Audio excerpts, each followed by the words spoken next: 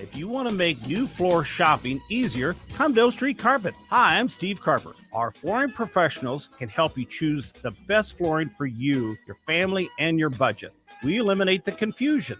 Even better, you'll be enjoying your new flooring much sooner. No 6 or 8 week waits. We'll install right away and save you money on installation. Floor shopping made easy every day at O Street Carpet. O Street Carpet. 1732 O Street. Family owned and operated. Always the best value.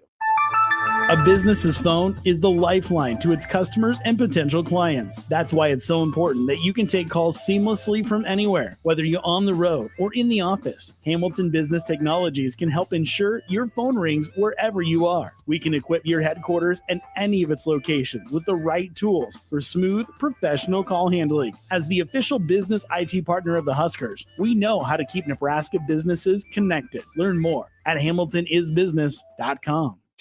Are you looking for an exciting new way to put your skills to work?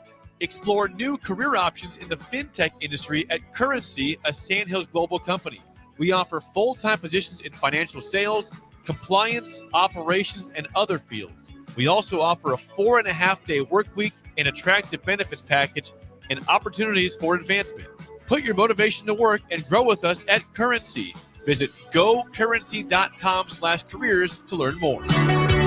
Go Hog Wild Pet Barbecue. It's $5.99 barbecue time. Hurry to Hog Wild for a complete barbecue meal that's only $5.99. Get a one-meat sandwich loaded with our award-winning barbecue, plus your choice of a classic side and drink for just $5.99. Upgrade your sandwich to beef brisket for just $1 more. Join us for lunch or dinner in Lincoln at 3210 Cornhusker Highway. Order online at GoHogWild.com.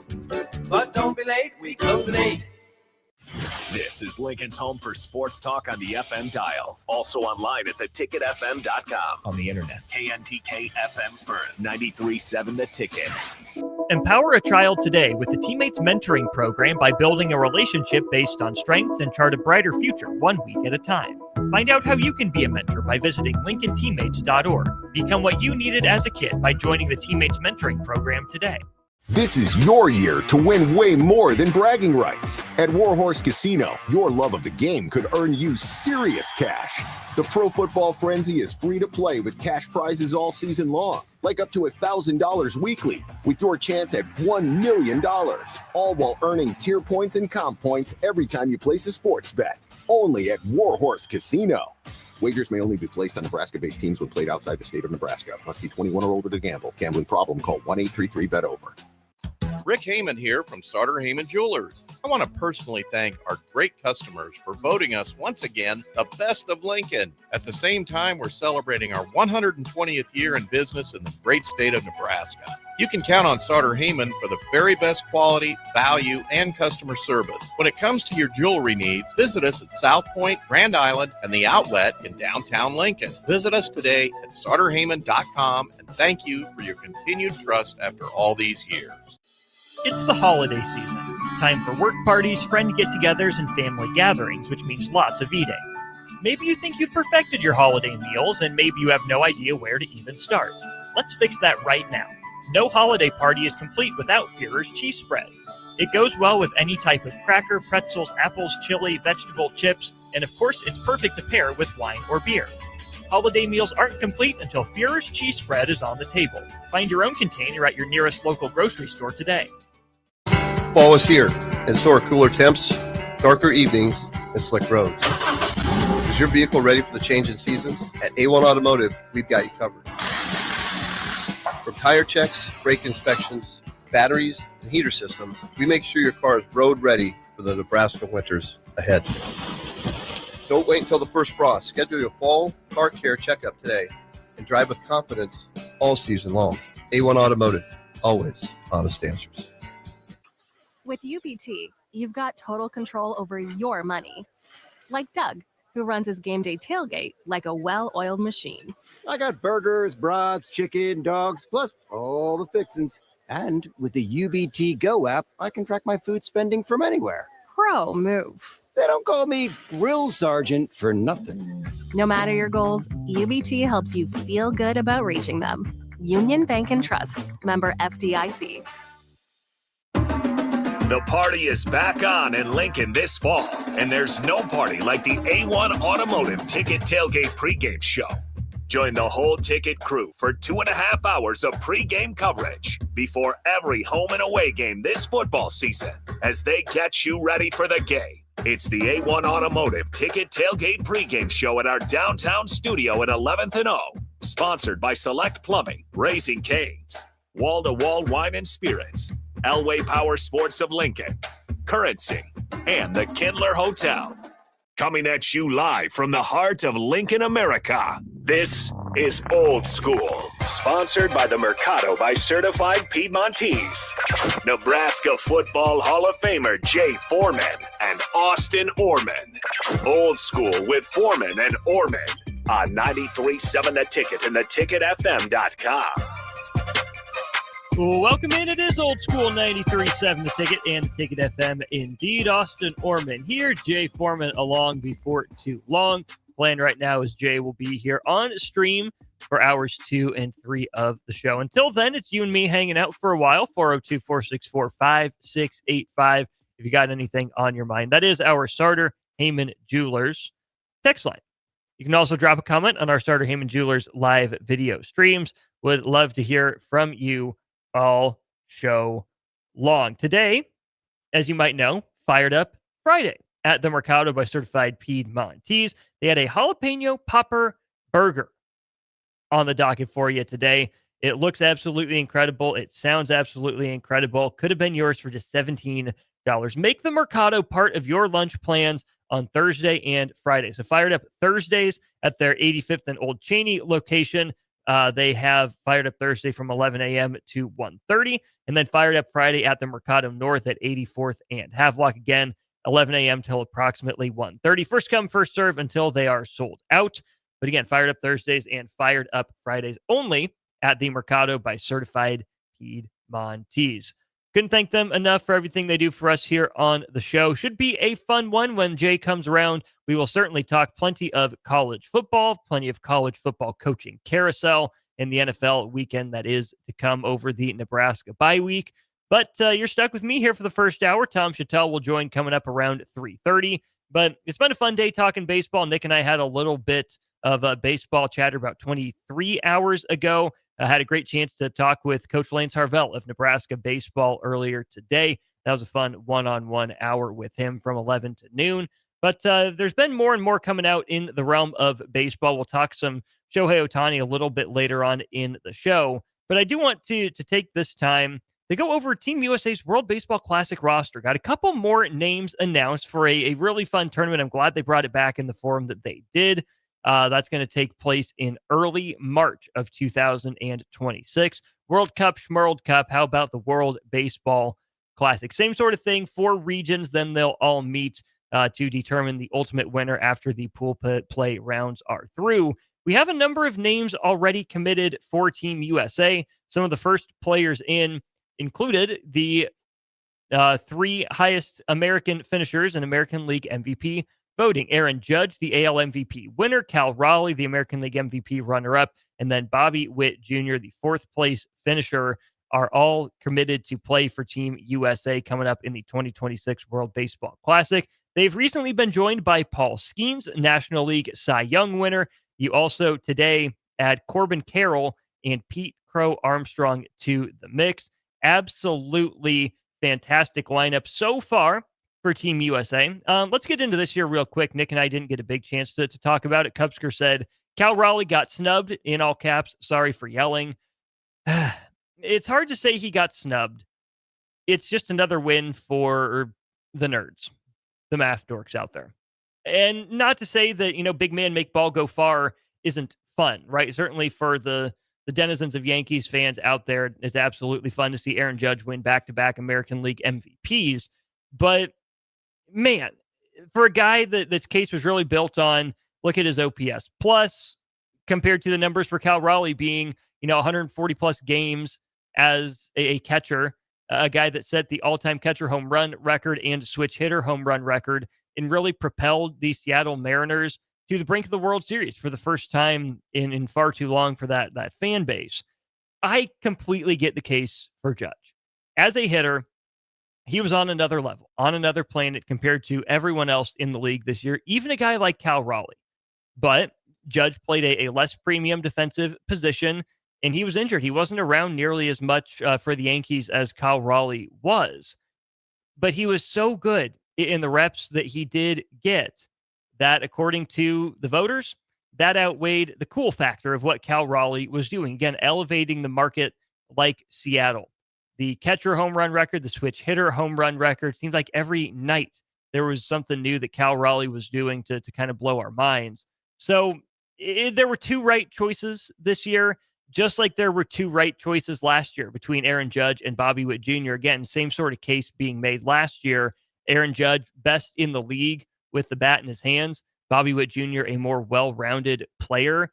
It's just unfortunate. I'm not going to even claim coastal bias or coastal leads this or that.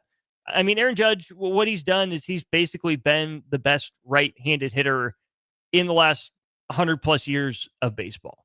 He is putting up ungodly, unholy numbers at the plate. And to that, you tip your cap. As a Royals fan, selfishly, I think Bobby Witt and being the story with the Royals, propelling them to the playoffs and winning a wild card series, you know, I would have liked the cool factor to take over, right? Bobby took even another step forward last year, and I would have liked to have seen him win American League MVP.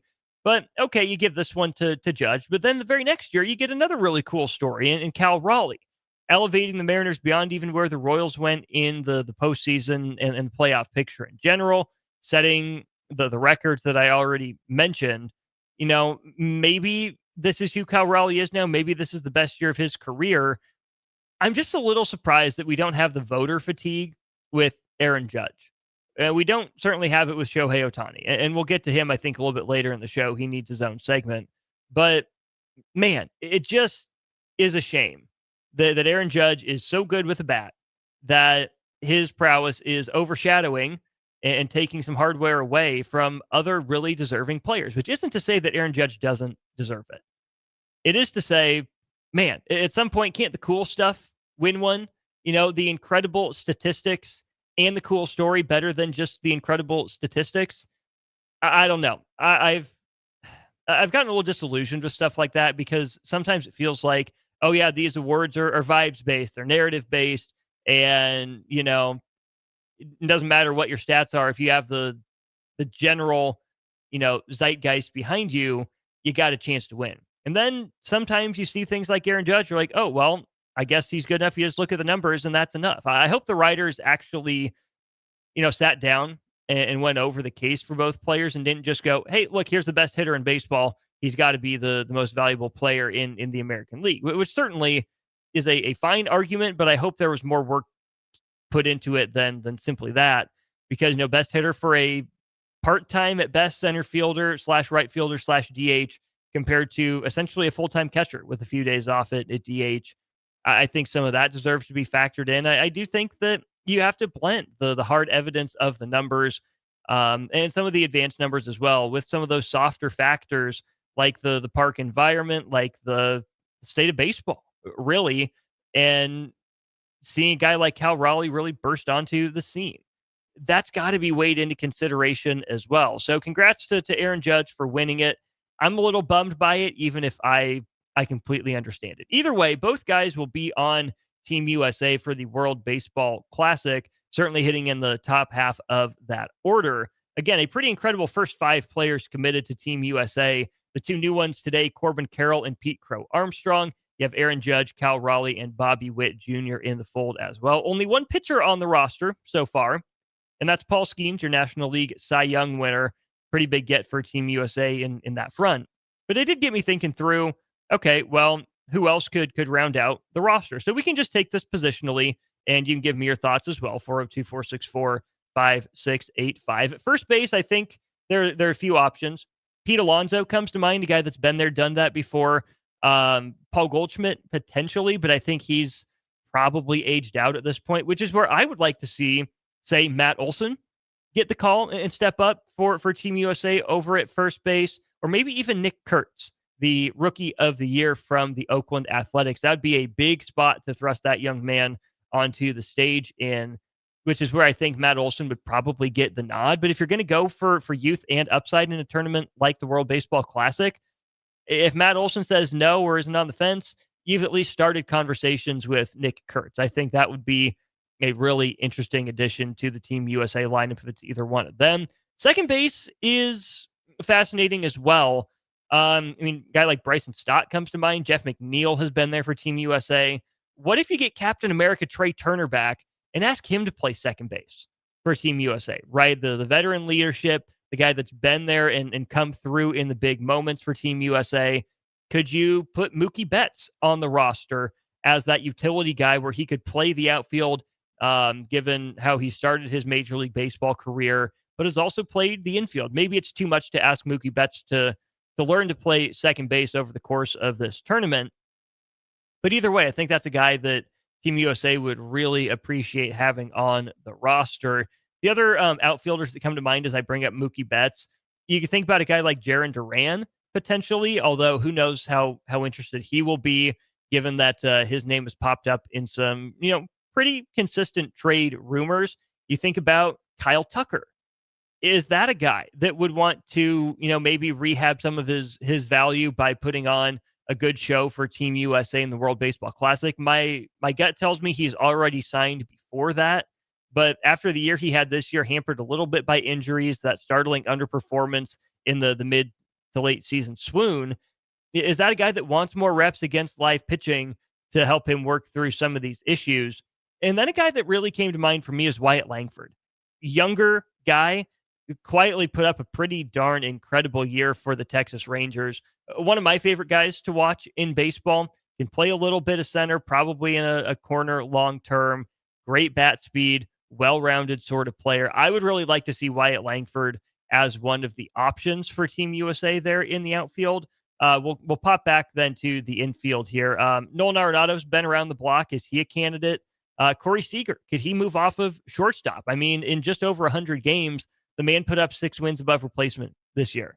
He was mashing, he was raking, and he's got a sneaky all right glove too, as well, right? That's a guy that sooner than later will probably have to move off of shortstop given his size, whether that means Marcus Semien goes somewhere else or Trey Turner shifts over to third base. I don't know, but I think for Team USA, getting Corey Seager, that still relatively good athlete over there at the hot corner with more pop left in the bat than a guy like Arenado's got, I would be really interested to see if Corey Seager would be willing to move to the hot corner and handle that for Team USA. Behind the dish, it gets a little trickier. Feels like there's really only one or two candidates at this point, behind Cal Raleigh, of course. He'll probably be the starting catcher for Team USA, and that makes sense. Do you go get the wizened vet in JT Realmuto, who's certainly been around the block and shown up for Team USA before? Do you go get a younger guy like Adley Rutschman? There's enough days off between the games sometimes that my guess is that Cal Raleigh would catch the majority of them. But if you pinch run for him late in the game and you need a catcher, Adley Rutschman has had a little bit of a disappointing year and not really fully fallen out of the Orioles' plans. But with Samuel Basallo up in the big leagues, Adley Rutschman kind of feels expendable right now, which is why the Orioles are taking calls on him. Would Adley Rutschman view this as an opportunity to rehab some of his value, get to know some other guys across Major League Baseball? Or would he say, man, I really like this idea. I really appreciate the call, but right now I'm on a new team where I'm trying to find my footing again with the Orioles. I don't know if I can commit that sort of time and effort into Team USA Baseball. I'm not sure how that's going to help my career as opposed to focusing on the Major League Baseball element of it. And selfishly, get Carter Jensen on there. Probably not ready for a stage like this.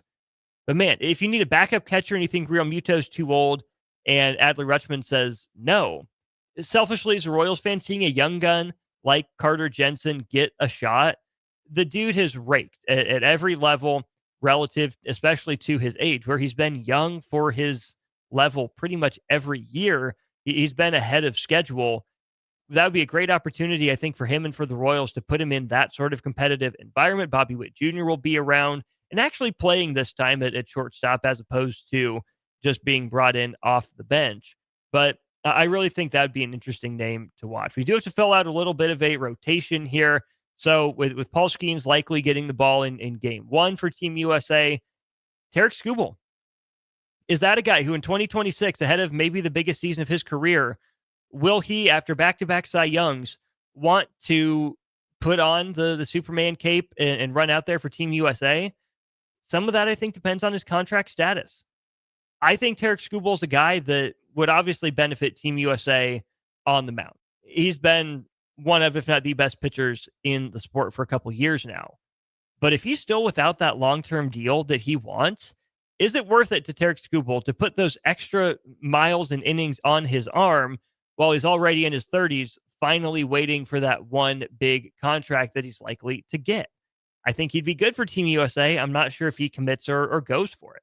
Garrett Crochet, a little bit different, in a better situation with his contract right now, having already been traded and extended. Garrett Crochet, a lefty, right, to pair with the righty like Skeens, as would Skubal, goes a long way. Really good velocity, good secondary stuff as well. I think Garrett Crochet is worth an ask. And then who else is around? Do you go get a more crafty, deceptive guy like a Max Fried, who's also a lefty? Do you go get Hunter Brown, bit of a breakout season for the Astros to fill out the roster? Do you get a flamethrower like Hunter Green? Do you want him as a starter? Do you want him as a bullpen piece? Could you go get, I'm even trying to think of more names, right? Like a Nick Pivetta or an Andrew Abbott potentially to fill some of those back end rotation spots. I think there's a lot of ways Team USA could go in that one. And then when it comes to the relievers, I'm sorry, David Robertson's just not going to cut it this time, right? Tanner Scott kind of disappeared for the Dodgers after signing the contract that he did. Blake Trinan kind of blew up on the Dodgers there toward the end of the year, probably somewhat due to overwork, but also he's a 1.5 trick pony at this point. Velocity's there, got some pretty nasty breaking stuff as well, but teams seem to have caught on to Blake Trinan, his stuff, what he wants to accomplish throughout the course of the year, which is where, is Josh Hader willing to step onto the mound and throw for Team USA? Devin Williams, who got some flack at the onset of the season, but I think really bounced back in a big way and was one of the best relievers in baseball there for a while toward the end of the year. And then, I think about a guy like a Mason Miller, obviously closer for the Padres. Would he be willing to come in for Team USA? That guy throws harder than really anyone in baseball right now. His former battery mate or bullpen mate in Oakland, Lucas Urseg, little bit of a down year for him, dealing with a little bit of an injury situation. Maybe he and the Royals would be hesitant to send him out there to the World Baseball Classic, but that's a guy that doesn't need the ego boost of being the closer. He'd be perfectly fine in the setup role. That's where he was with Carlos Estevez this year for Kansas City, and really where he made his name for himself in Oakland as kind of that swing guy and helping to set up Mason Miller before both young men ended up getting traded. So I think there's a lot going on with Team USA. Going to be really interested to monitor the next few months to get Team USA's roster set and see who's taking the field for them as pool play kicks off. A couple other Kansas City Royals notes before we hit our break and we talk with Tom Chattel of the Omaha World Herald. Some news and notes from the trade front. The Royals are among a few teams pursuing outfield help. Royals especially want a right-handed sort of bat. What would the Royals need to give up to get it? Well, there have been a couple names thrown out there. This is from Jim Bowden, who's at the GM meetings or has people at the GM meetings who's writing this for The Athletic. Number one, not a righty necessarily, but certainly a guy that a lot of fan bases would like to have, has already been mentioned here this segment. Kyle Tucker. Yankees, Dodgers, Mets, Blue Jays. Yeah, makes sense. But Jim Bowden actually says Kyle Tucker would be a good fit with the Royals. And the likelihood of this happening is certainly, 5% or less. I'm not trying to talk myself into, are the Royals all of a sudden players in the Kyle Tucker sweepstakes? But, coming off a down year, will a team like the Yankees or the Dodgers say, well, whatever, we'll just throw the money at you, come play for us? Or will Kyle Tucker find the market for his services not exactly what he wants it to be? Is that a guy that would sign a 1-year deal with an option or a 2-year deal with an option to come to Kansas City on higher, average annual value to fill the corner outfield hole that the Royals have? The fact that the Royals are even in that discussion and being named by someone with the reputation and connections that Jim Bowden has is fascinating to me. But these aren't your uncle's Royals. These are the new Royals who, even last year, asked about Juan Soto. They reached out to his camp and made contact, didn't get laughed out of the room, made an offer, or at least had those preliminary discussions. And that's a great step in the right direction for this franchise, who also, by the way, could be open to dealing Kris Bubic, a guy who's toward the end of his current contract. I think he's an expiring or has a year or two left is all on his deal. That's a guy that a lot of teams are high on. Kris Bubic had a rough entry to the major leagues with some of those really bad Royals teams in 2019 through 2022, but then had a really great start to a season in 2023 before ended up blowing out his elbow, needing Tommy John surgery. And then 2024 came back toward the end of the year, was an important piece in the bullpen for the Royals, who gave him a chance to win a starting job out of spring training. He did, and was pitching like a Cy Young finalist. Would have been really tough for him to catch up in terms of the narrative with Skubal and with Crochet. But Kris Bubic's numbers were right on par until he went down with less an injury and more some nagging soreness. It's not something that Kris Bubic is going to need surgery for. It was just hey, okay, we appreciate it, but let's shut it down. The Royals have really made their name in Major League Baseball right now with the job they've done in developing their pitching, gotten the most out of Kris Bubic so far, really took that chance on Seth Lugo and shot him to new heights. Michael Wacha continues to enjoy career years. They've molded Cole Reagans into an ace. And then they have plenty of depth in the back end, right? Bailey Falter is the fifth starter type, works, but the two guys they're really excited about would be Stephen Kolek and of course, Ryan Berger, who they got in the Freddie Fermin trade from the San Diego Padres. There's some starting pitching depth there for the Royals, who went through a lot of pitchers this year as Reagans went down early, Bubic went down middle of the season, Lugo went down in August. I think even Wacha missed to start. Michael Lorenzen, we'll see what they decide to do with him. You can never have enough starting pitching, right? The depth of options that the Royals have had over the last couple of years has been great. It's been what's gotten them through in some ways.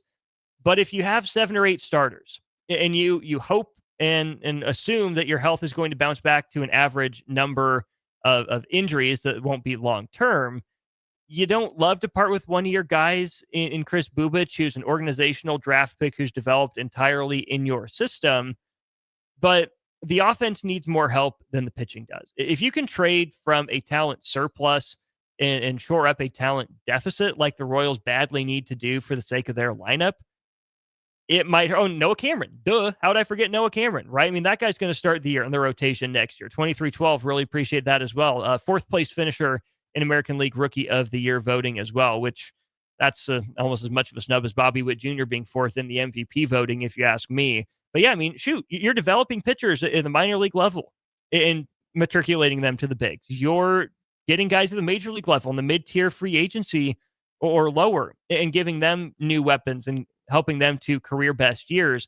If you trust that your pitching development is going to remain on track, then it might hurt to trade Kris Bubic. It probably would, given how good he was. But you probably have to do it to get another bat in that lineup, right? You got to go get, I think, one relatively big name bat, whether it is a surprise splash for a Kyle Tucker. Maybe Trent Grisham declines his qualifying offer and you go get him.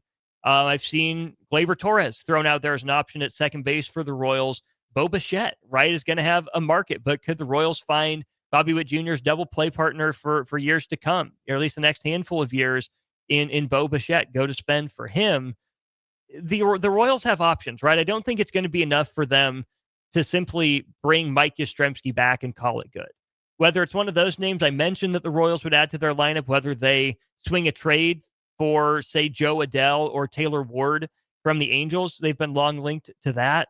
It probably takes Bubic and another guy that Bowden says the Royals have been taking texts and calls on in Blake Mitchell, pretty highly regarded catching prospect who's pretty young still. Maybe a little old for his age, coming off a broken hamate bone injury this year that kind of saps his power, but gets rave reviews for his command of the strike zone offensively and defensively.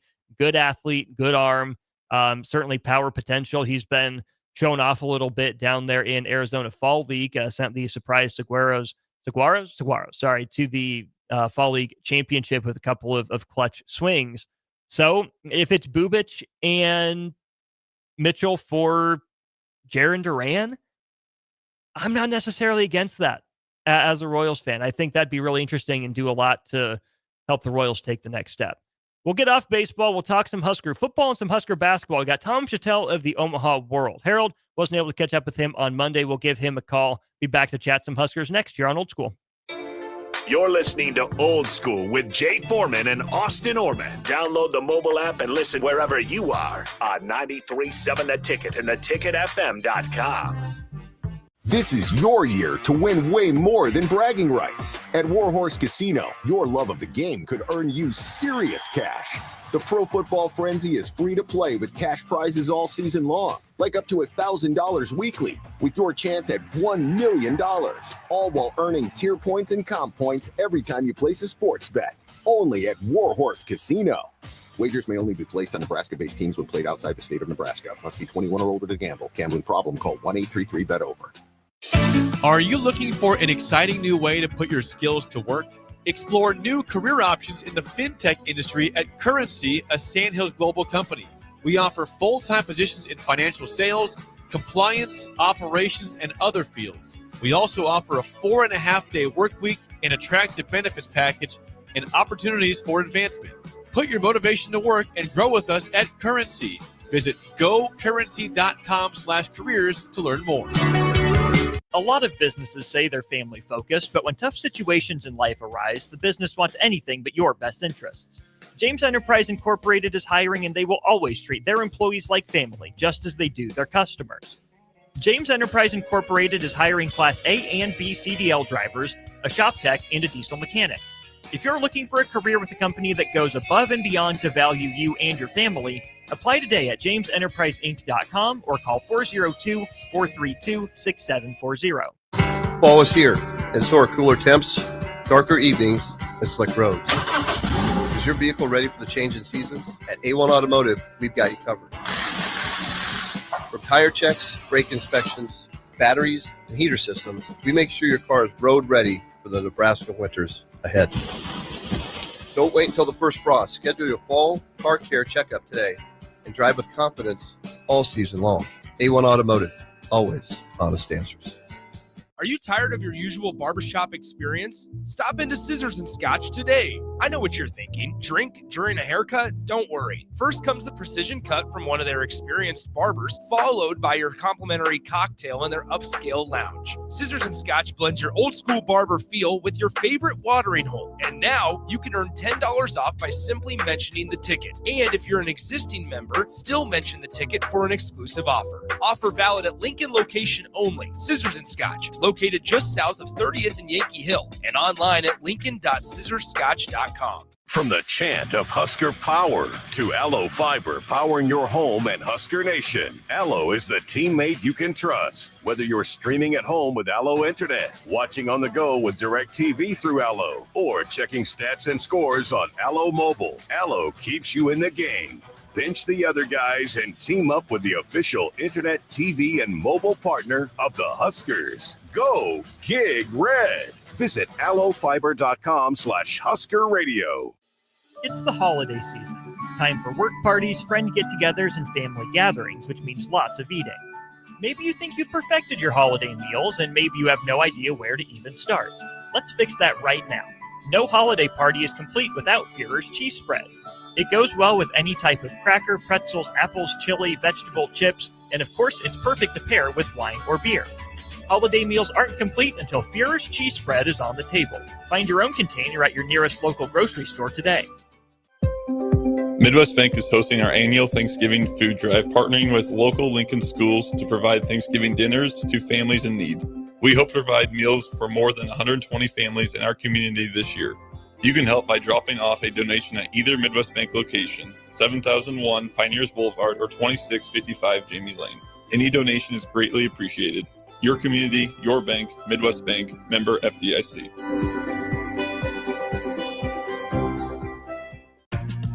Back to Old School with Foreman and Orman on 93.7 The Ticket and theticketfm.com.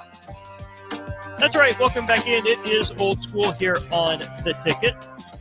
We're headed to our Allo Fiber VIP line. Allo Fiber is where they understand the importance of exceptional service with local heart. We bring in Tom Chattel, lead sports columnist for the Omaha World Herald. Tom, it is a downright Southern Californian in Nebraska right now. I love this.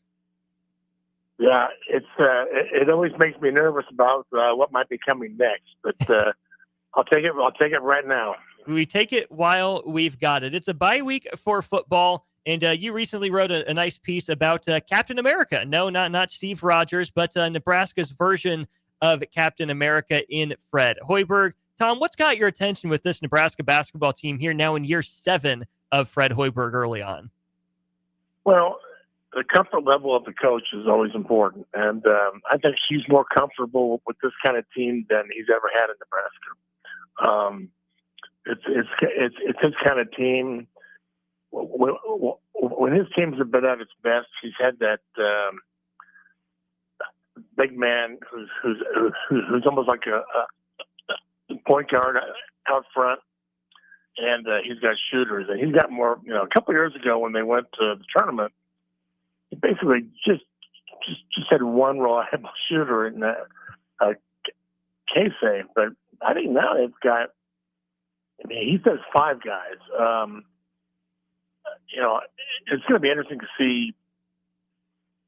Just how that's going to work. I don't know that it's going to be a great defensive team, but it's going to be his kind of team. And they were really at their best with Sam Griesel and 3 years ago, and then Rank, and he likes the older guy. Rank sort of qualifies as an older guy. So I think what's intriguing is this is his 7th year. I mean, I looked that up and going, he was only at Iowa State for 5 years, and he's still considered the Iowa State guy. But he's been here 7 years. He's been here longer. But it's been a little. I don't know if disappointing is the word, but maybe a little underwhelming. I thought maybe he was going to do more by now, but he had to get used to the Big Ten. They had COVID. He changed the way he recruited and played. I think the fact that he's Fred Hoiberg and not Tim Miles or Doc or Collier, he's got a resume, and people here know him. He's very likable, and they have. He does roll out a team that is going to work hard, is going to play hard, and is a lot of fun to follow. So I think it's a big year. I don't know. I don't think Troy Dannon is going to do one thing or the other. He's a very big fan of Fred, but also Captain America. But I think they really need to go to the tournament, and I would just love it if he could be the guy who makes history. It'd just be a good story for the program and the school all around. It really would. I think that the first 3.5 years of Fred Hoiberg certainly disappointing and underwhelming, but we have seen the growth of the program in a bunch of different directions, namely, Tom, and that it seems like, Fred Hoiberg got more comfortable on the defensive end of the ball. I'm with you. This doesn't seem like a lockdown elite defensive team, but it at least has its moments. It's not letting, these undermanned teams put up, 75, 80 points on them where they have to win in a barn burner. Shooting hasn't been perfect for this team through 3 games, but you look at that team 2 years ago, and then even last year's team for stretches, that really goes back to what you're saying, what they found the last half of 2021-22 into 2022-23. But when you think about the style and the way that Fred Hoiberg is coaching, I'm with you. Coaches have to be comfortable coaching the way that they're comfortable, that they know what they're doing, what they're saying. Fred Hoiberg always knew defense and rebounding were important. It's not like he wasn't emphasizing them with his first teams, but it seems like he's gotten much more comfortable with what he needs to reach those goals on the defensive end, and now has been able to pair enough of that with where he is more comfortable in spreading the floor around a ball-handling big man. And you give the guy credit for both things, right? Going through the tough times and figuring out what works, but also finding ways to stay true to his roots. Well, Fred's definitely the offensive coach, but they've got a defensive coordinator, almost, if you will, and Nate Luzier, and I think but they play good team defense, and that's going to be stressed. You have to do that in the Big Ten. So I feel like it's maybe not as athletic a team as he wanted earlier on, but it's a team that is going to fit the Big Ten more, and I think having more than one guy who can make baskets can only help. I mean, that way, if the guy has an off night, or like last year, if for whatever reason Bryce Williams was taken out of the game or had an off night, you weren't sure who was going to get baskets, and so I think that having 2 or 3 guys who are able to do that is going to make this team better. Big moment for this team as well. Football on a bye week, but Nebraska heading up to play an old Big 8 foe in some 1996 throwbacks. They'll be Nebraska and Oklahoma at the Sanford Pentagon. Tom, we know there's a couple weeks left in football season. Still plenty of intrigue that we'll talk about here after this. But how cool is it to see Nebraska and Oklahoma at a neutral site here in Sioux Falls? And then what kind of opportunity do you think this is for the basketball team to grab some headlines, right after the women's team beats a reloading Creighton team, here early in the season? Yeah, it's a good game. Oklahoma is a good, they're in the SEC now. Of course, the rest is the Big Ten. It's kind of a weird vibe still. But, yeah, it is a throwback. And really, Nebraska, Oklahoma were not great basketball rivals, so to speak. They always figured Nebraska's bigger games were against KU, K-State, or Norm Stewart. Mm-hmm. So, if they've got to play those teams again, they're going to play K-State in a week or so. But, yeah, it's a good test. Her schedule is probably just right. The only thing I would change is instead of playing North Dakota, you play Omaha. But you're going to play somebody at the Summit League. It needs to be the school in state. But I get why they don't want to play them. That's fine. But I do like the schedule. I think Oklahoma will not be fired up to play in Sioux Falls, South Dakota. There will be a lot more Husker fans there. There probably won't be any Oklahoma fans unless they already live in South Dakota. So it's a good game. I think just, as we get, toward this one and then K-State and then, you move up the ladder and you play Creighton at home.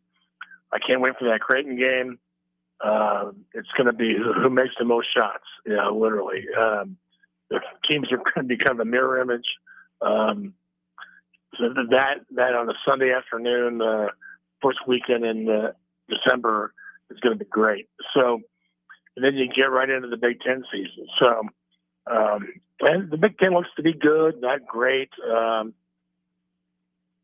I saw last night Purdue went to Bama and won. That was a big win for the league. But and then Michigan State beat Arkansas, which we all know. We watched the Nebraska UCLA game because the stupid basketball game wouldn't end. I don't know why Fox put a basketball game on before a football game. So we sat there and watched, Tom Izzo and John Calipari call timeouts for 20 minutes. So, sorry, I had to throw that in there, but I think this is a good game for Nebraska. I'm anxious to see the new lineup, the new look against somebody better. Absolutely. We're talking with Tom Chattel of the Omaha World Herald here on our Allo Fiber VIP line. Speaking of, Nebraska having more fans in South Dakota, Nebraska certainly had more fans out in Westwood, out in Pasadena, as the Huskers beat UCLA 28-21. Tom, what can a win like that for Nebraska, led, of course, by TJ Lateef and Emmett Johnson on the offensive end, do for a team's confidence heading into a bye week and two, more blue-collar games, more white-knuckle games over the last 2 weeks? Yeah, I kind of wish they were playing this week. I mean, there was a lot of good vibes coming off that game, and just the smiles, the expressions after the game. You just felt like, hey, they're onto something here. Now maybe they need the week off to rest some bodies, and really Emma Johnson, week off's not going to hurt him. So that made these last two games. I kind of looked at these last three games as like, well, I just don't think Nebraska without their quarterback is going to have enough. And boy, now it sure looks like their offense is going to have more than enough. And what I like about it is it kind of forces Dana Holgorsen's hand. He's got to run the ball. TJ Lateef certainly throws some passes, and he certainly got them in the right place at the right time and didn't blink. Showed a lot of poise and calm. But when he's more of a running guy, and he always says he's got a very good talent for that. He's got a good knack for taking it. He's just not scrambling around. He's not running away from people. He's actually running to something. So this is a running team now, and it probably should have been some games before, like Minnesota. We don't, that was Friday night, like 4 or 5 weeks ago. But to imagine how that would have been different.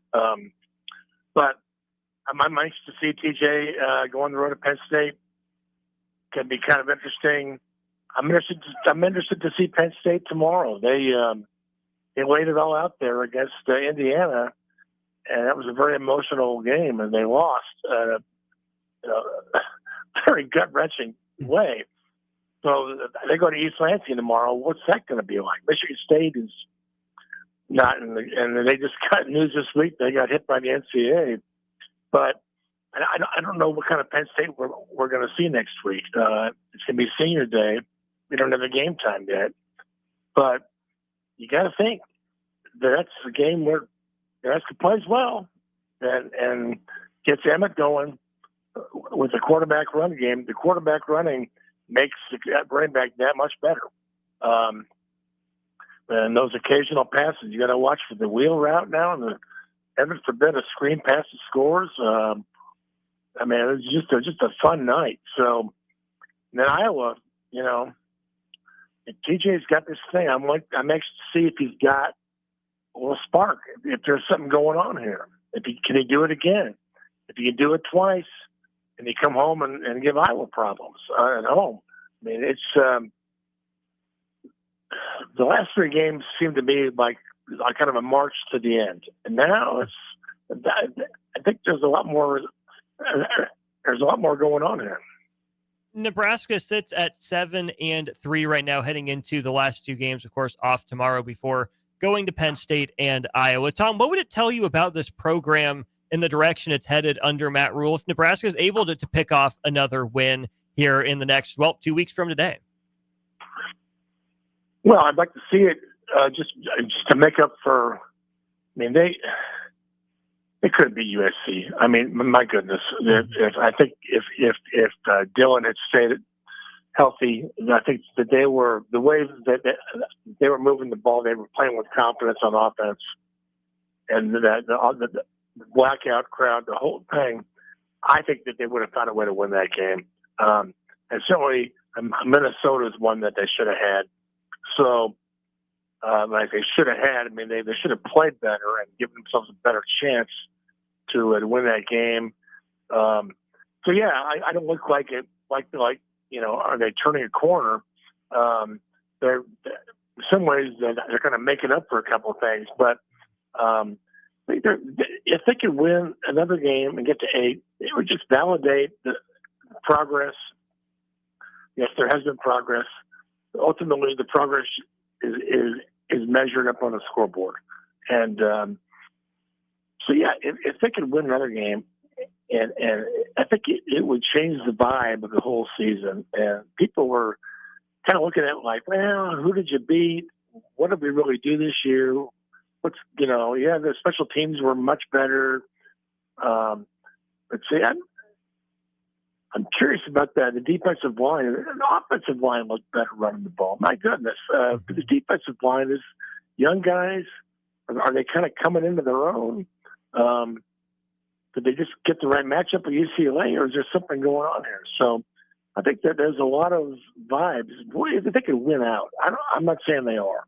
If they could win out and get to 9-3, I mean, that was something that only a few people dared to even I think about last summer. Like, yeah, I can't imagine 9-3 seems like a lot. They could get to 9-3.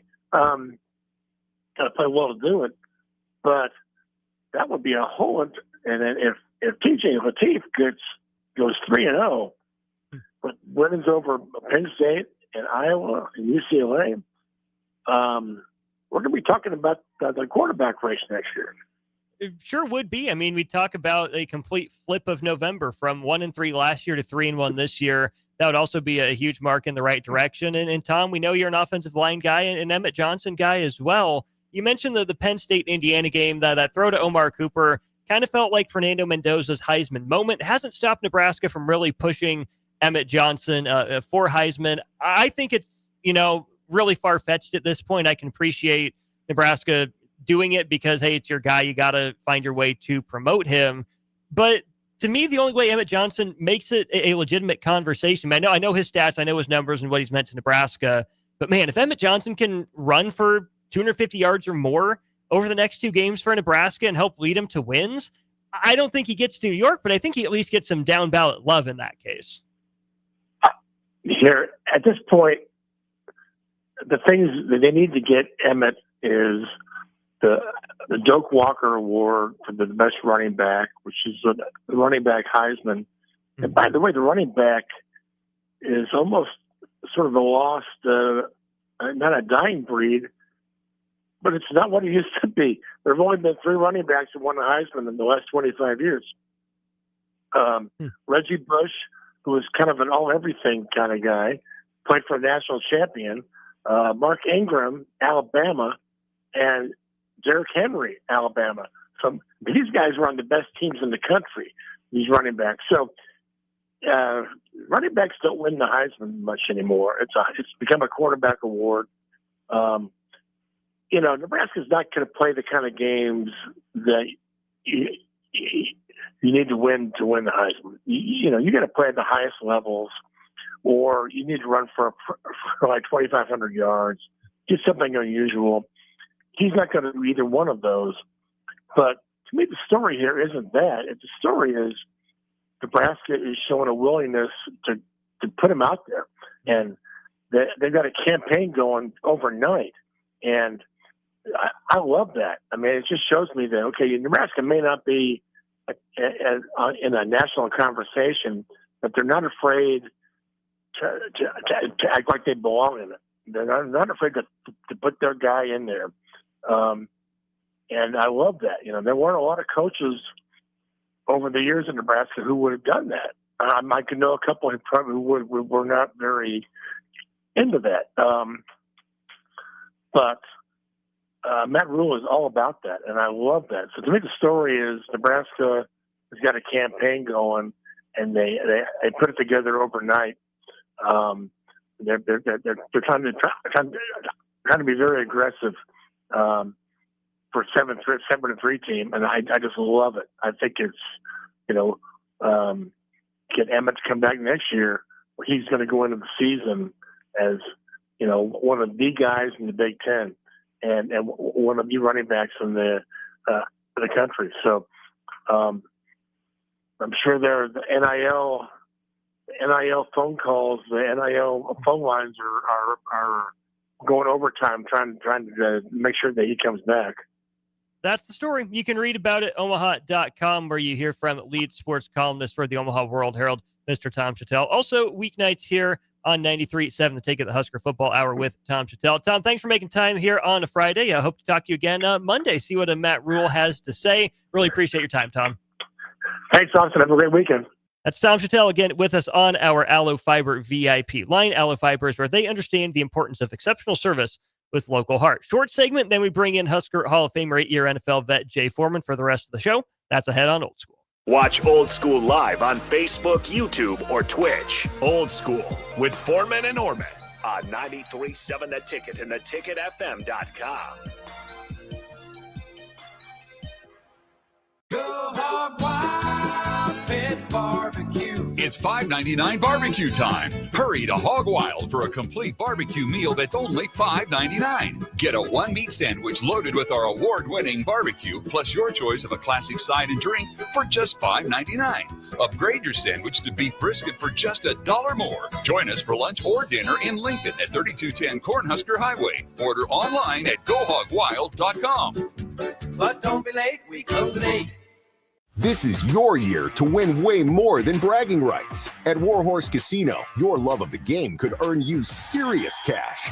The Pro Football Frenzy is free to play with cash prizes all season long, like up to $1,000 weekly, with your chance at $1 million, all while earning tier points and comp points every time you place a sports bet. Only at Warhorse Casino. Wagers may only be placed on Nebraska-based teams when played outside the state of Nebraska. Must be 21 or older to gamble. Gambling problem? Call 1-833-BET-OVER. 93.7 The Ticket, Fox, KFXL weather. Brought to you by Bryant Air Conditioning, Heating, Electrical, and Plumbing. Your Lincoln forecast for today, we'll see mainly sunny skies with a light breeze. Be very warm with a high near 78. Tonight, partly cloudy skies, a continued light breeze, low around 52. And tomorrow, we'll see mainly sunny skies. Be breezy and colder with a high near 69. I'm meteorologist Kyle Flecker for 93.7 The Ticket and theticketfm.com. With UBT, you've got total control over your money. Like Doug, who runs his game day tailgate like a well-oiled machine. I got burgers, brats, chicken, dogs, plus all the fixins. And with the UBT Go app, I can track my food spending from anywhere. Pro move. They don't call me Grill Sergeant for nothing. No matter your goals, UBT helps you feel good about reaching them. Union Bank and Trust. Member FDIC.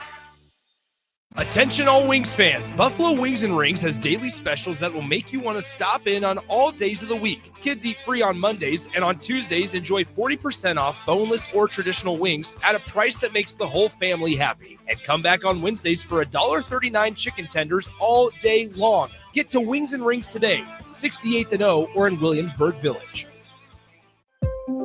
Midwest Bank is hosting our annual Thanksgiving food drive, partnering with local Lincoln schools to provide Thanksgiving dinners to families in need. We hope to provide meals for more than 120 families in our community this year.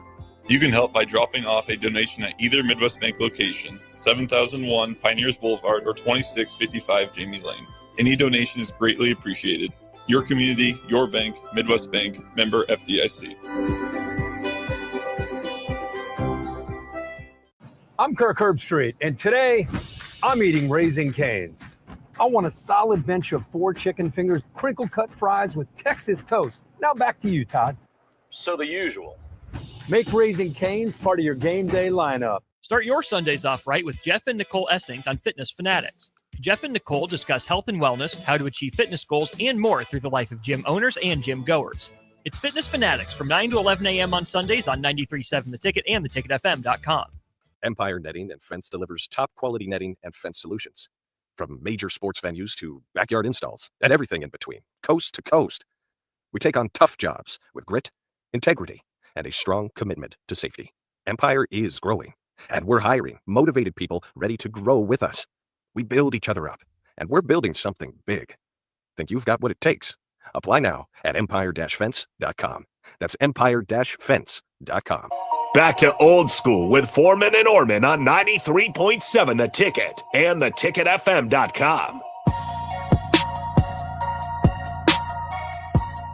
We're back wrapping up hour 1 of Old School. Austin Norman with you. Jay Foreman will join the show here in just a minute. Big thanks again to Tom Chattel of the Omaha World Herald joining us on our Aloe Fiber VIP line. Big thanks as well to our friends at Grotto Bar and Lounge down in the Clock Tower Plaza at 70th and A. They have daily specials, incredible drinks, and a very varietal menu. All sorts of incredible options for you there. They're open for brunch on Sundays as well. That's a go-to spot pretty close to my church for me and my family once we get out of that. So big shout out to the great people over at Grotto Bar and Lounge. Check them out in the Clock Tower Shopping Plaza at 70th and A. Meal ticket, boat lever, Cubsker. Appreciate all of you chiming in on our Sartor Heyman Jewelers text line as well. Before we go to break, big shout out to Jamarcus Yoshi Hardrick, playing for his 5th Grey Cup in the last 6 years for Saskatchewan. Also named the CFL's most outstanding offensive lineman. So that's pretty darn cool for a guy who, last I checked, had an off-season home still here in Lincoln. Know someone that lives, or at least lived by that former Husker there in Yoshi Hardrick, 2025's most outstanding offensive lineman in the Canadian Football League. Congratulations to him. Saskatchewan again in the Grey Cup here coming up soon. Congratulations to him and to them. We'll go to break. Jay Foreman joins me on the other side for the next 2 hours of Old School. You're listening to Old School with Jay Foreman and Austin Orman. Download the mobile app and listen wherever you are on 93.7 The Ticket and theticketfm.com. This is your year to win way more than bragging rights. At Warhorse Casino, your love of the game could earn you serious cash. The Pro Football Frenzy is free to play with cash prizes all season long, like up to $1,000 weekly, with your chance at $1 million, all while earning tier points and comp points every time you place a sports bet. Only at Warhorse Casino. Wagers may only be placed on Nebraska-based teams when played outside the state of Nebraska. Must be 21 or older to gamble. Gambling problem? Call 1-833-BET-OVER. From the chant of Husker Power to Allo Fiber powering your home and Husker Nation, Allo is the teammate you can trust. Whether you're streaming at home with Allo Internet, watching on the go with DirecTV through Allo, or checking stats and scores on Allo Mobile, Allo keeps you in the game. Bench the other guys and team up with the official internet, TV, and mobile partner of the Huskers. Go Gig Red. Visit allofiber.com/Husker Radio. Fall is officially here, and Brown's Shoe Fit has just the right style and comfort your feet deserve. Stop in to see a wide selection of all your favorite brands, including Brooks, Hoka, Echo, Keen, and many more. At Brown's Shoe Fit, they take the time to measure your feet to ensure proper fit. They also have the largest selection of Uggs and Hokas in Lincoln. Brown's Shoe Fit at 66th and Q. This is Lincoln's home for sports talk on the FM dial. Also online at theticketfm.com. On the internet. KNTK FM Firth, 93.7 The Ticket. The party is back on in Lincoln this fall, and there's no party like the A1 Automotive Ticket Tailgate pregame show. Join the whole Ticket crew for 2.5 hours of pregame coverage before every home and away game this football season as they get you ready for the game. It's the A1 Automotive Ticket Tailgate pregame show at our downtown studio at 11th and O. Sponsored by Select Plumbing, Raising Cane's, Wall to Wall Wine and Spirits, Elway Power Sports of Lincoln, Currency, and the Kindler Hotel. Attention all Wings fans, Buffalo Wings and Rings has daily specials that will make you want to stop in on all days of the week. Kids eat free on Mondays, and on Tuesdays enjoy 40% off boneless or traditional wings at a price that makes the whole family happy. And come back on Wednesdays for $1.39 chicken tenders all day long. Get to Wings and Rings today, 68th and O, or in Williamsburg Village. Here at Aspen Builders, our company is building more homes today than I thought we would ever build.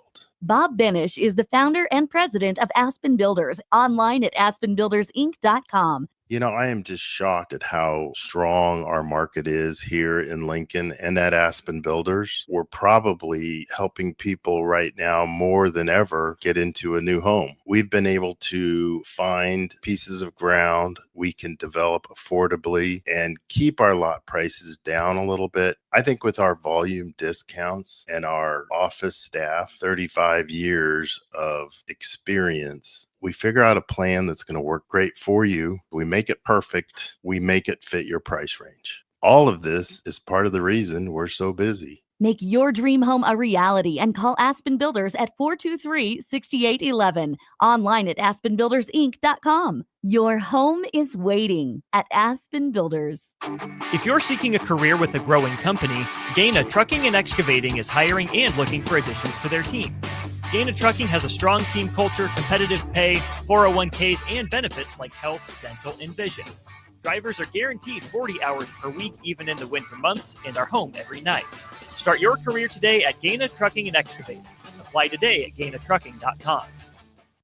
Concrete Industries has immediate job openings for precast production laborers and maintenance technicians. Concrete Industries offers great pay, health benefits, 401k, a wellness program, holidays, and paid time off. Apply today to earn a starting pay of $21.50 per hour plus a $1,500 hiring bonus. Concrete Industries is hiring all experience levels and offers on-the-job training. Start your career today as a precast production laborer or maintenance technician. Visit concreteindustries.com.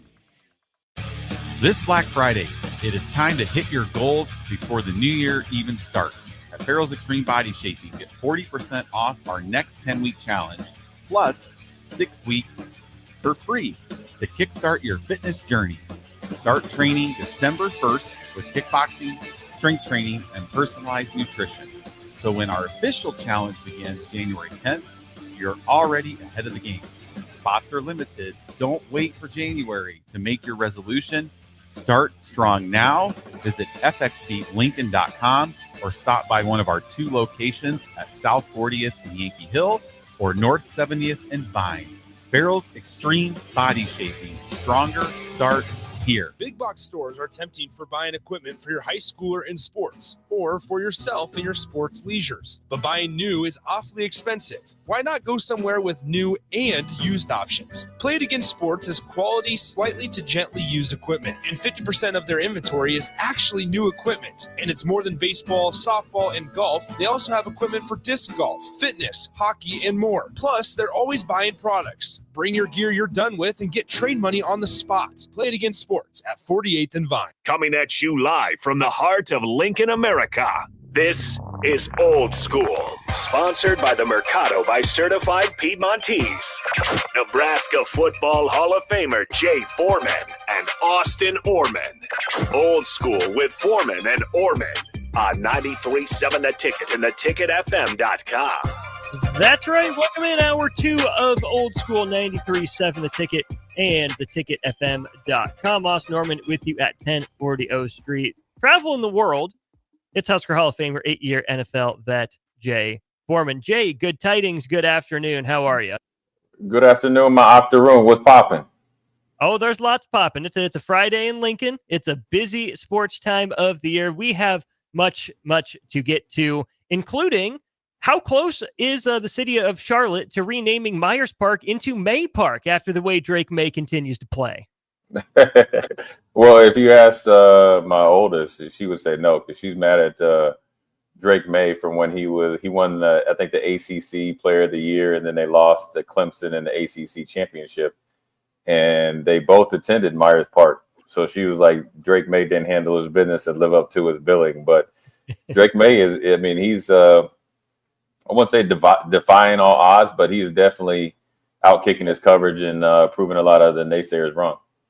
Jets lead 7-0 after one quarter on Thursday Night Football, and it was pretty much all Patriots from there. They end up winning it 27-14. The other interesting part of that game, Jay, to me, was Travion Henderson. Got the rock and made stuff happen. 19 carries, 62 yards, and 2 touchdowns. Only a long of 9 on the game. But, man, that just felt like a weapon that New England's been able to keep in its back pocket for a while. We know Ramondre Stevenson has had his moments, but it feels like to me, this late in the regular season, as good as Drake May has been, if you can support him with a weapon like Travion Henderson, it's kind of now or never, it feels like, for him. I've been confused as to why he hasn't been on the field more. Well, I think it just takes a while for, the wide open offense that he had at Ohio State and a really light box and being able to really, obviously be successful. And then also you got to think they're breaking in a whole new offensive line pretty much with an upcoming quarterback, and they have a new system. And so he's a rookie, and Mike Vrabel's going to make him earn his stripes, and he's done more than that here recently. And, I think you heard Will Campbell, I think up to like 3 or 4 weeks ago, said, look, this guy's, it's about to really, really pop off. And, those big runs against Tampa Bay kind of really, put him on the map. And I think his confidence, you can tell the way he's moving and the way he's running, he's 10 times more confident than, earlier in the year. And it takes a little while. I think the offensive line is gelling. I think they're gelling, overall as an offense. And obviously his production is a byproduct of that. You've said sometimes in the college game, once you get to about week 6, you're not a freshman anymore. You're through 11 games in the NFL right now. Is Travion Henderson still a rookie? Does that apply, or is it different in college and the pros? No, I think after like week 8 or something, they say that you're not when we play, halfway through the season, you're not a rookie anymore. And I don't even think he was able to ever call himself a rookie because he played at Ohio State. That was essentially the closest thing to semi-pro football that we've had in recent years. So he's doing well.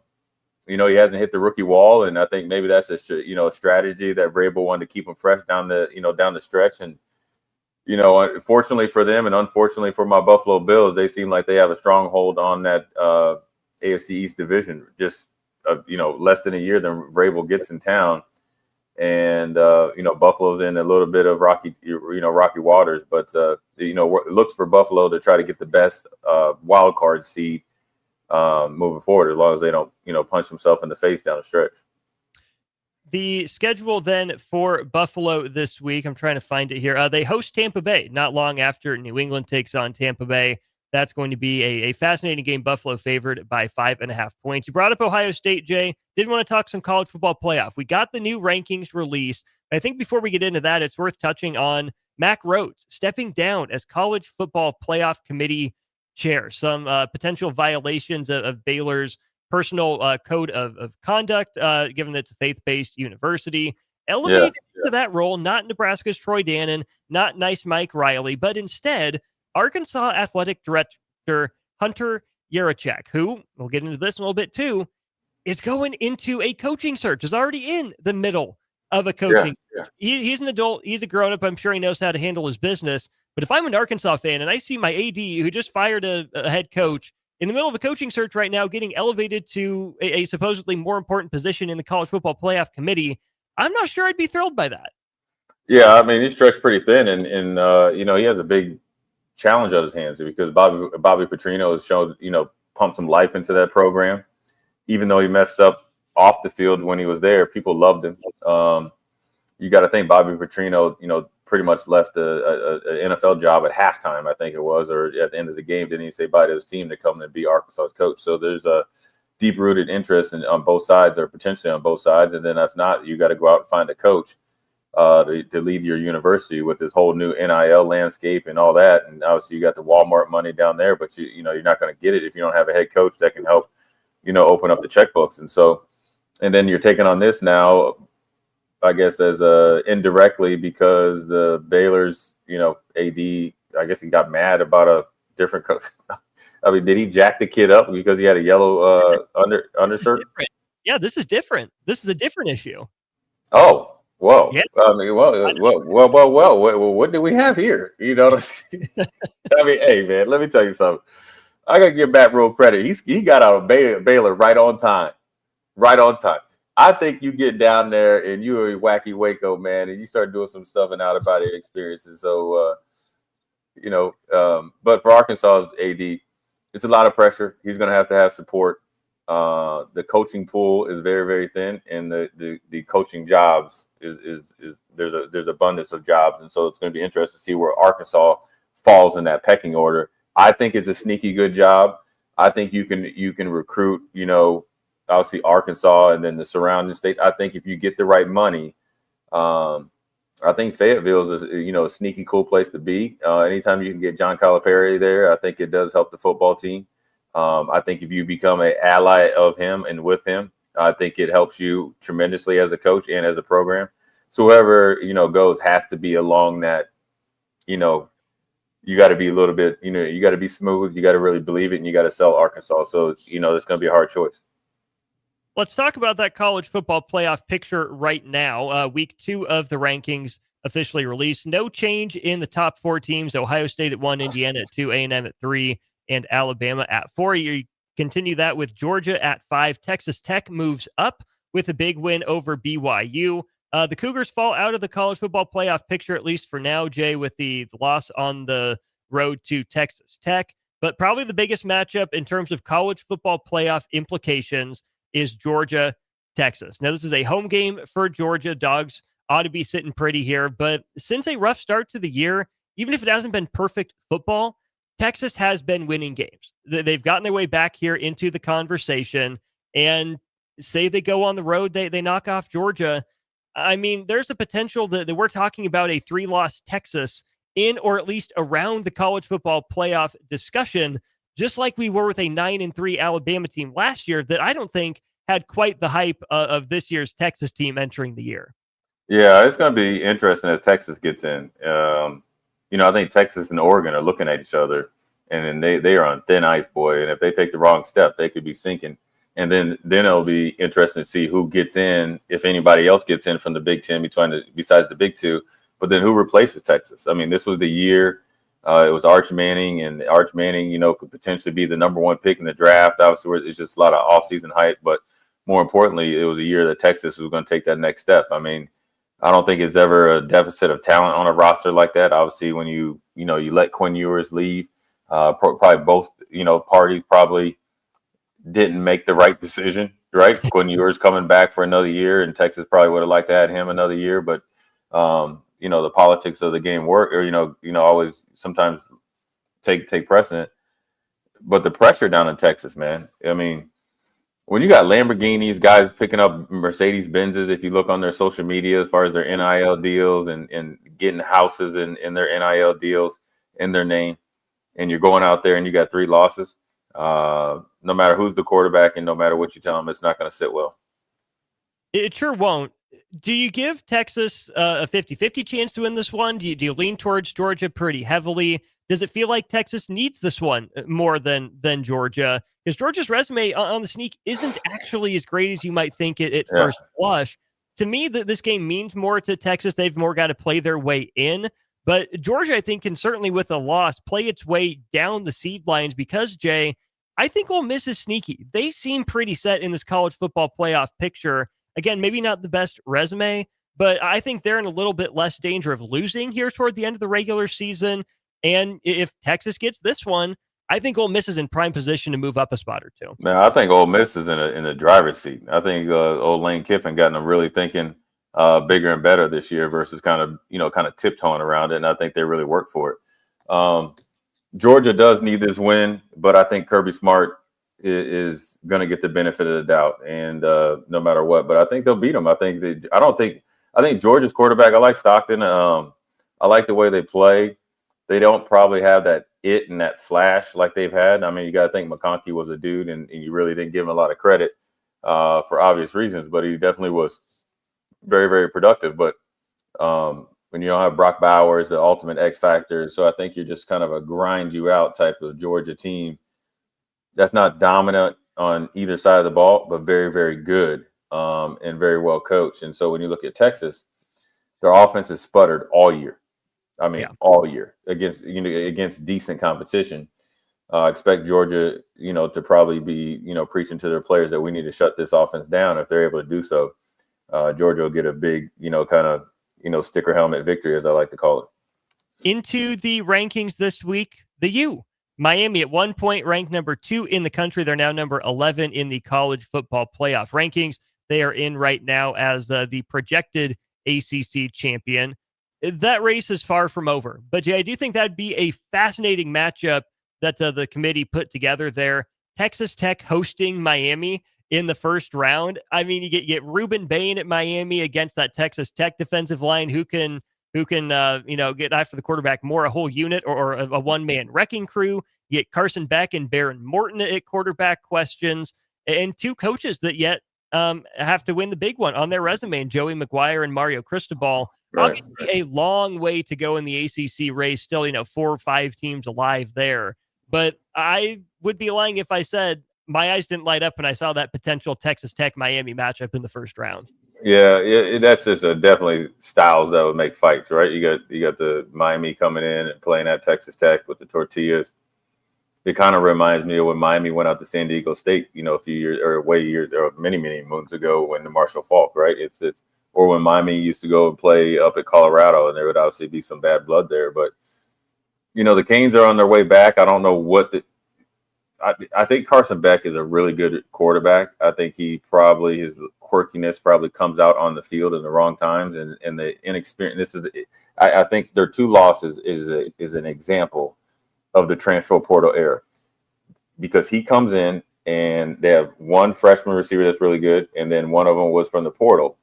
Well, both losses was based on a communication error. Where do you usually you're able to eliminate that when you're familiar with who you're throwing to, you have some continuity and consistency. And let's not forget, Carson Beck showed up with like an injured elbow or shoulder, so he wasn't able to throw even through spring. So everything that he was doing is playing catch up. So if they can get that together, I think the defense will play a little bit tighter and be a little bit more effective and dominant.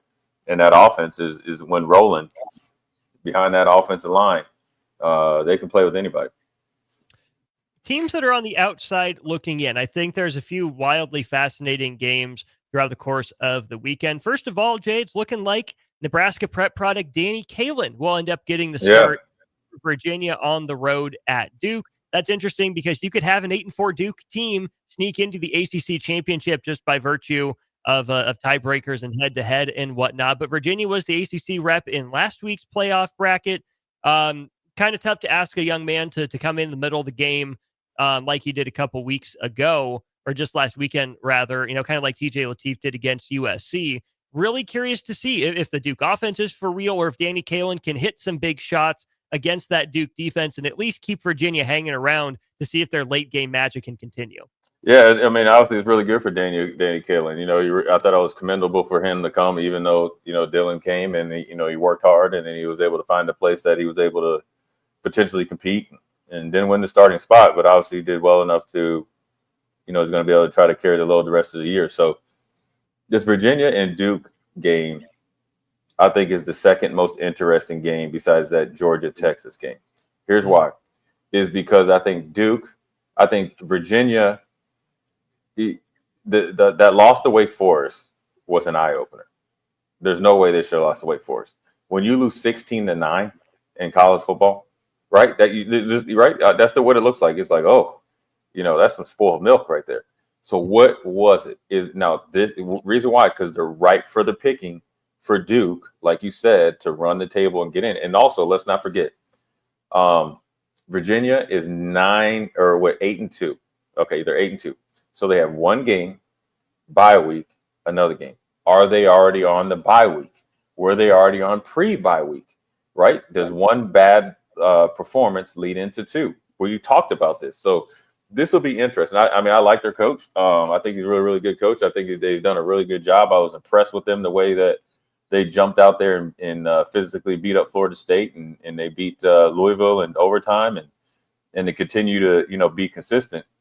It's going to be interesting to see how they come out against a tough, pesky Duke team that is a lot of ways playing to keep their coach there. You know what I'm saying? Because he's going to be, up for some jobs or be at least get, field some calls. And so Duke has a clear path to get to the ACC championship. It'll be interesting to see, how well Virginia handles, inspired Duke team. Elsewhere in the ACC, Notre Dame at Pitt. That's going to be an interesting game. But the two games, Jay, that I think are going to hold a lot of intrigue, will start in the Big Ten and then finish in the SEC. Iowa at USC. Rain for the first time in a blue moon out in Southern California is projected. Normally, you'd think that would lean Iowa, and still you maybe give them a little bit of the benefit of the doubt. But Nebraska's held up close and personal. USC can run the ball. They're not scared to do it, right? These two teams, in Iowa and USC, are probably more similar offensively than you want to give them credit for. Sure, you lean USC because of the receivers on the outside, but the amount that they ask of their quarterbacks, between Maiyava, what he can do with his legs, and Mark Gronowski as well at Iowa, I don't think USC is used to winning dirty, gritty, grimy games, but maybe something like the game they beat Nebraska in can pay dividends for them, as both of these teams are still in the race for the college football playoff. This is another elimination game to me, Jay. Loser, done. I still don't think either team has a great chance of getting in, even with a win, but no chance of getting in for whoever loses. Yeah, if you don't remember, Kirk Ferentz, I think when he hired his offensive coordinator, he reset it and said that, we'll always play defense around here. This is one of the things we always pride ourselves on. We're going to be a good defensive team, and we like to run the ball, so forth and so on. And then he said, well, there's a team out in California that plays absolutely no defense. And USC has been running that on their social media. It'll be interesting how inspired USC's defense is to stop the run for 4 quarters. And you're talking about also on the flip side, Iowa's defense, that I don't think that that counter run game, the trickery, the different numbers and special teams, that's not going to happen. So I was going to try to get them to play football in a phone booth. It's going to be probably 1 or 2 possessions less than what our USC is used to. So if they can get that game down where it's tight, they feel like they can make Jaden Maeva make a mistake in what he's been prone to do in primetime. You saw it against Nebraska, right? Coming out of there with Marshall. You saw it the week before against Notre Dame. You saw it the week after Nebraska's game with Northwestern. So the recipe for Iowa is there. It's probably the only thing that we would ever give the Iowa Hawkeyes besides some unedible meat and stuff like that for Christmas. They got a Christmas present that saw 3 decent teams play some pretty good defense against USC's offense. The other game that holds my intrigue, this one in the SEC, Alabama hosting Oklahoma. Big time challenge, I think, for Oklahoma, who again is on the periphery of the race. I don't think I would have Oklahoma as high as number 11 in the country like the committee, but Jay, sitting there at number 11, that tells you essentially Oklahoma is, the first team out, or the second team out. Huge opportunity for them to steal a win and, stake it to Texas, who, if Texas loses, Oklahoma wins. That's probably it for Texas. Vice versa, Texas wins and Oklahoma wins. Would this be a better win? Given that Alabama's rated 1 spot higher than Georgia is, would Oklahoma find a way to move into the rankings? How would that game of musical chairs go? I don't know. You lean Alabama, obviously, since it's at Bryant-Denny Stadium in Tuscaloosa. But regardless, it's a huge opportunity for Oklahoma to continue to try to play its way into the playoff picture. Yeah, Oklahoma came out, like gangbusters, and then obviously Mateer got hurt, and they're trying to get back on track. And this is where you really separate yourself in the SEC. So really for Oklahoma, this is the deepest run they've made, being in contention. So they're able to get over the hump this week. And then also if Texas loses to Georgia, that's 2 victories, Austin. You know that. It's like the Hatfield and McCoys. If you're the Hatfields and the McCoys are some bad times, you feel like your day just got a lot better. And so Oklahoma and Brett Venables, I think they're a better team. I think they're on the right path. But this is a big, big game, a big, big week indirectly for them to put them in a really good position to get in the college football playoffs. You mentioned it a couple different times, some movement in college football in the coaching carousel. Got an interesting couple of updates from some reporting from The Athletic, specifically centered around Penn State. What's going on with James Franklin? What's going on with Penn State? Maybe some surprise names. We'll talk about that new reporting when we get back to Old School. Watch Old School live on Facebook, YouTube, or Twitch. Old School with Foreman and Orman on 93.7 The Ticket and theticketfm.com. I'm Kirk Herbstreit, and today I'm eating Raising Cane's. I want a solid bench of 4 chicken fingers, crinkle cut fries with Texas toast. Now back to you, Todd. So the usual. Make Raising Cane's part of your game day lineup. Concrete Industries has immediate job openings for precast production laborers and maintenance technicians. Concrete Industries offers great pay, health benefits, 401k, a wellness program, holidays, and paid time off. Apply today to earn a starting pay of $21.50 per hour plus a $1,500 hiring bonus. Concrete Industries is hiring all experience levels and offers on-the-job training. Start your career today as a precast production laborer or maintenance technician. Visit concreteindustries.com. Empower a child today with the Teammates Mentoring Program by building a relationship based on strengths and chart a brighter future 1 week at a time. Find out how you can be a mentor by visiting LincolnTeammates.org. Become what you needed as a kid by joining the Teammates Mentoring Program today. Rashawn Jackson here for Bauer Underground, who has been serving local contractors and utility contractors all across the state since 1997. When you see the black and white trucks, you know the baddest dudes in the business have arrived. Bauer is currently looking for equipment operators, laborers, diesel mechanics, and aerial linemen. Join the brotherhood built on hard work, authentic people, and pedigree of success. Bauer, a family-friendly company who reminds you, go Big Red!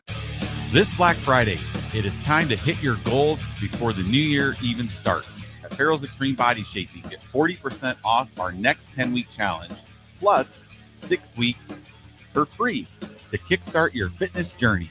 Start training December 1st with kickboxing, strength training, and personalized nutrition. So when our official challenge begins January 10th, you're already ahead of the game. Spots are limited. Don't wait for January to make your resolution. Start strong now. Visit fxblincoln.com or stop by one of our 2 locations at South 40th and Yankee Hill or North 70th and Vine. Barrel's Extreme Body Shaping. Stronger starts here. If you're seeking a career with a growing company, Dana Trucking and Excavating is hiring and looking for additions to their team. Dana Trucking has a strong team culture, competitive pay, 401ks, and benefits like health, dental, and vision. Drivers are guaranteed 40 hours per week, even in the winter months, and are home every night. Start your career today at Dana Trucking and Excavating. Apply today at GainaTrucking.com. Hey everyone, this is former Husker volleyball player Mandy Monson. Join me after every Nebraska volleyball match for an hour of post-game coverage each match. Home or away, win or lose, join me as I take you through the players that changed the game and the plays that made an impact. It's Husker volleyball post-game with me, former Husker Mandy Monson, only here on 93.7 The Ticket and theticketfm.com. Hey there, this is Paul Scheel, owner of High Electric. I want to thank our friends and loyal customers and introduce High Electric to those looking for a new electrician. We've been serving the Lincoln and Omaha area for over 30 years, from design to install, upgrades, and repair. If you are a homeowner or a small business needing some electrical work, call us at 402-466-6606 or check us out at hyelectric.com. We look forward to hearing from you.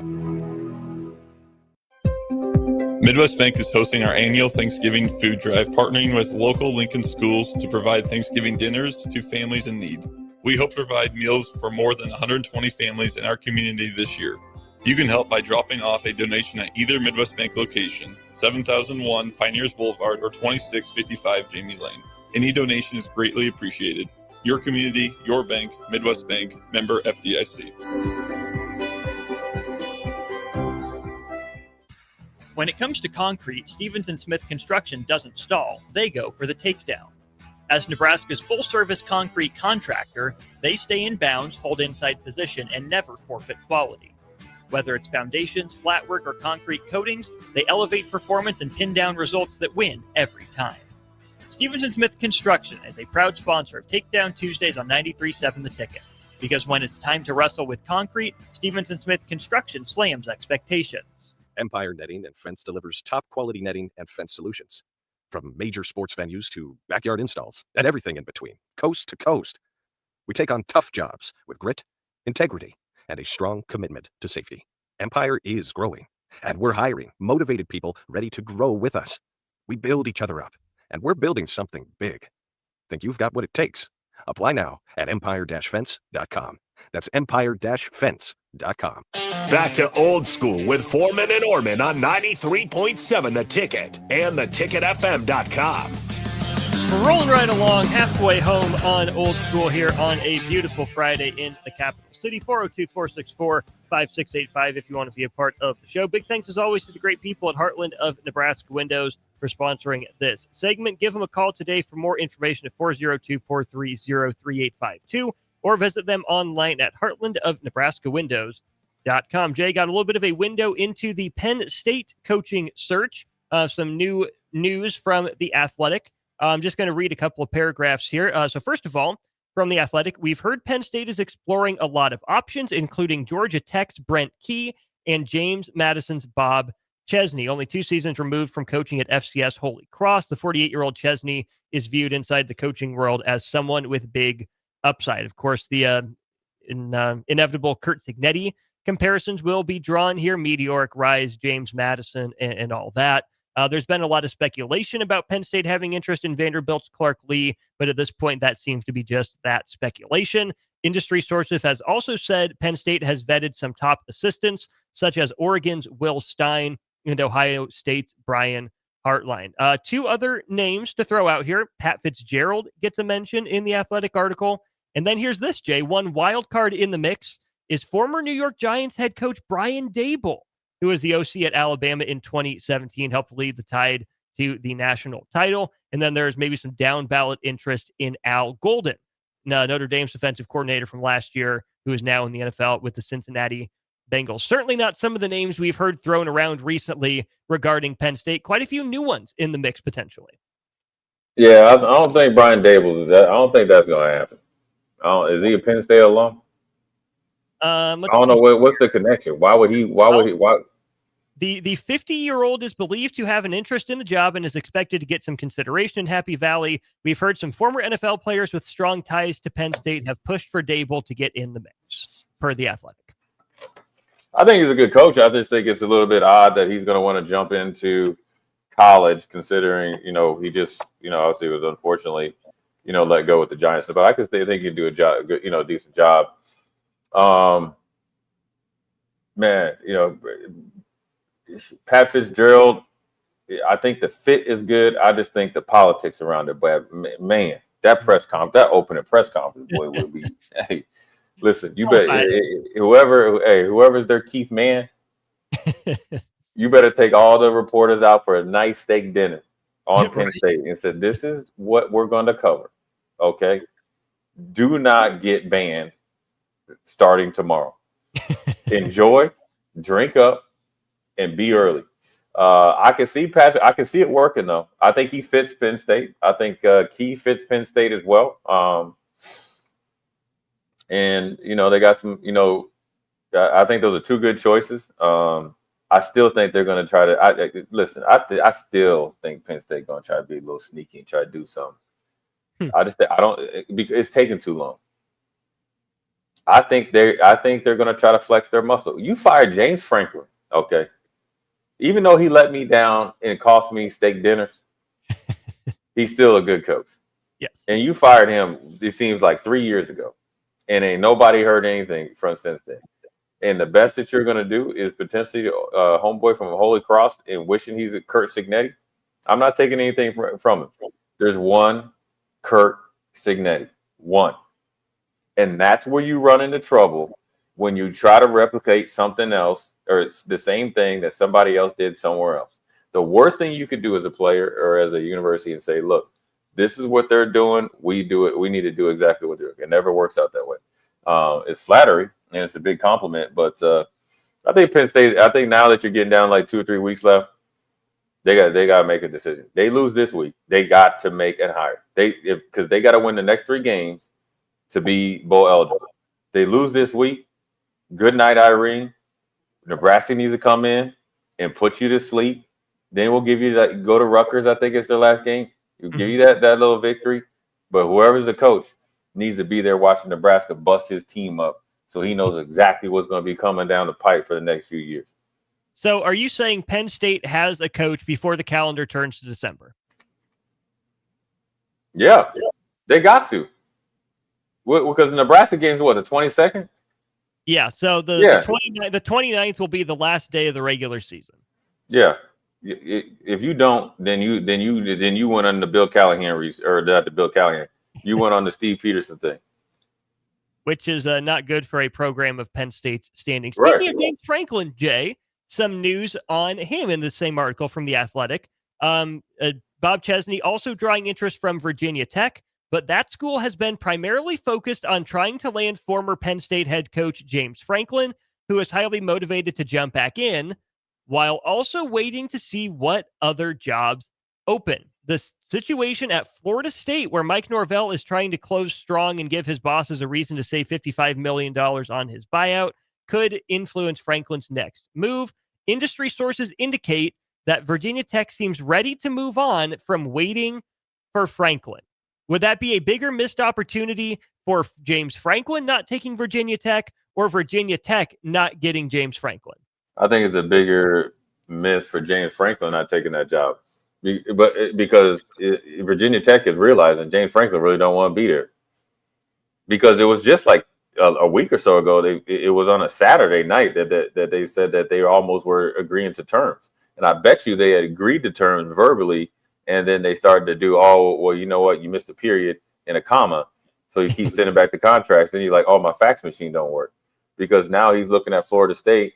That'd be a lot easier. Virginia Tech, obviously, Blacksburg's a lot different than Tallahassee and all these other places that he possibly could, go. And it's not necessarily the sexiest job at Virginia Tech. You got to think at Virginia Tech, you can recruit well, but it's not you're in the mountains, man. You're up there in the middle of nowhere versus you could be in Florida State with those type of athletes and what they've actually built there, even though they haven't got a lot of wins. He feels like he can go in there and really turn it around. That buyout for Michael Norvell and the lack of funds, I think, of Florida State probably puts a pause on it, at least for next year, especially if he's able to come through it.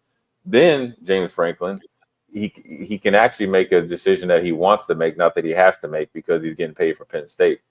But also, that's where you could be a little bit wary of jumping right back in there when you might not be ready for it and you make the wrong decision. And I'm going to tell you this, Austin. One of the biggest mistakes I ever made in the pros, besides being on the field and getting fined numerous times for punching all your little colts, little babies, crybabies, was I remember when I broke my leg and did have a real bad injury. And I remember one of my best friends, Jamal Lewis, and I was so determined that I wanted to come back early and prove that I was back, right, and be healthy. And he looked me dead in the eye. He's like, man, you should just take a year off so you can make the best decision. But I didn't. And that's what I'm telling James Franklin. If you don't want to go to Virginia Tech and you think you want to go to Florida State, you hell on wheels on TV, bud. Go ahead and get up in there. Get you some free travel, play a little golf or whatever it is. I know he's real close with his daughters. Go do that, man. And then get back into it, because being almost agreeing to a job, and how these things can do, it had to be mutual interest there, right? Because there was other jobs open. So James Franklin didn't have to go to Virginia Tech. Well, obviously there was some, 23rd hour discussions in agreement possibly. And now he's looking at Florida State. And obviously it also tells you this. Gainesville was not looking at him either. Right. Because they're focused on Lane.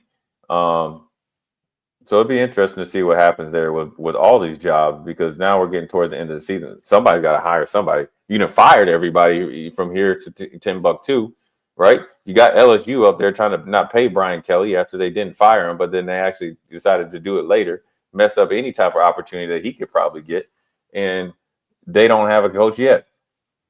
You got to think Colorado State isn't having a coach. The most interesting thing was Oregon State. They fired Trent Bray, fired the interim coach after it. He said, "You garbage too. You got to go." Hey, that AD at Oregon State boy, listen. He is knocking heads off. You know what I'm saying? Yes. Listen, Trent Bray, you ain't whining, cheesing, and hanging out with us enough. You gone. The new interim coach, your play on the field is worse than what he did. So how about you take an early vacation? Bring in somebody else. I mean, if you get called to the principal's office, you dead man walking. You already know what happened.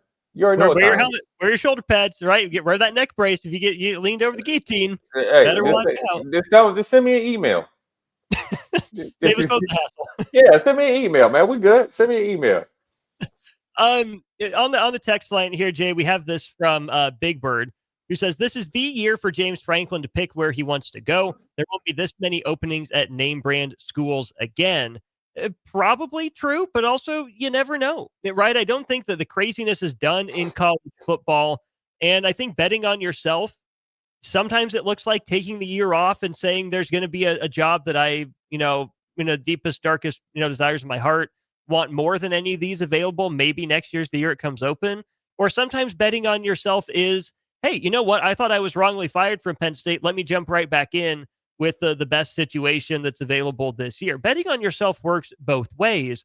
I'm not so sure that, this year isn't the craziest year, but there's always going to be a job open. There hasn't been a year in college football without a job opening. So sure, there are some name brand kind of schools open, including, Jay, one that could be coming open in Colorado, as Rick George is stepping down at the end of the year. He was the one, of course, that hired Deion Sanders at Colorado. Could that be a sneaky, decent job there in the Big 12 for a coach to throw their hat in the ring with? I think Colorado's hard, man. I think that marriage with him and Deion, that was the perfect storm, and it made the city of Boulder money hands over fist. And so Rick George is gone. You know, the new AD is going to come in. And if Deion doesn't get to pick him, and obviously he has a lot of health issues, that could be a quick exit right there. And depends if Rick George goes somewhere else, and he might bring Deion with him. Yeah, I think Colorado has a decent like recruiting base. I don't think they really took football serious until Deion got there. Shador and all those guys leaving obviously would hurt any team. They have the hardest schedule, if not one of the hardest schedules in the nation, with a very, very young team. If Deion leaves, I don't know if anybody else could do that. It would be essentially all the money bags, all the I guess somewhat respect or social media respect out the door. But doesn't Colorado strike you as the job that would be kind of that kind of quintessential Big 12 job, overlooked, underrated? We get the Deion came in with the flash and the sizzle and a surprising amount of substance when he had the good players. But, I mean, come on. If you can win in Ames, Iowa, if you can win in Lawrence, Kansas, in Manhattan, Kansas, and Waco, Texas, and Lubbock, Texas, I get it. There's money at Texas Tech. But, come on. If you can't win essentially in Denver with all the relatively high-level talent that comes out of there, maybe you make inroads into Utah, I don't think in this day and age there is an impossible job. There's an impossible job if you treat it like it's impossible. Right.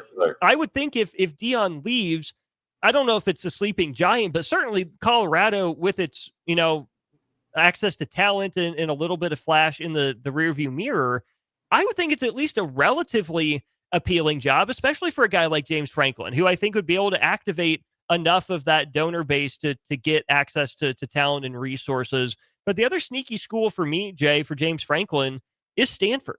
I don't know why. I don't think it happens.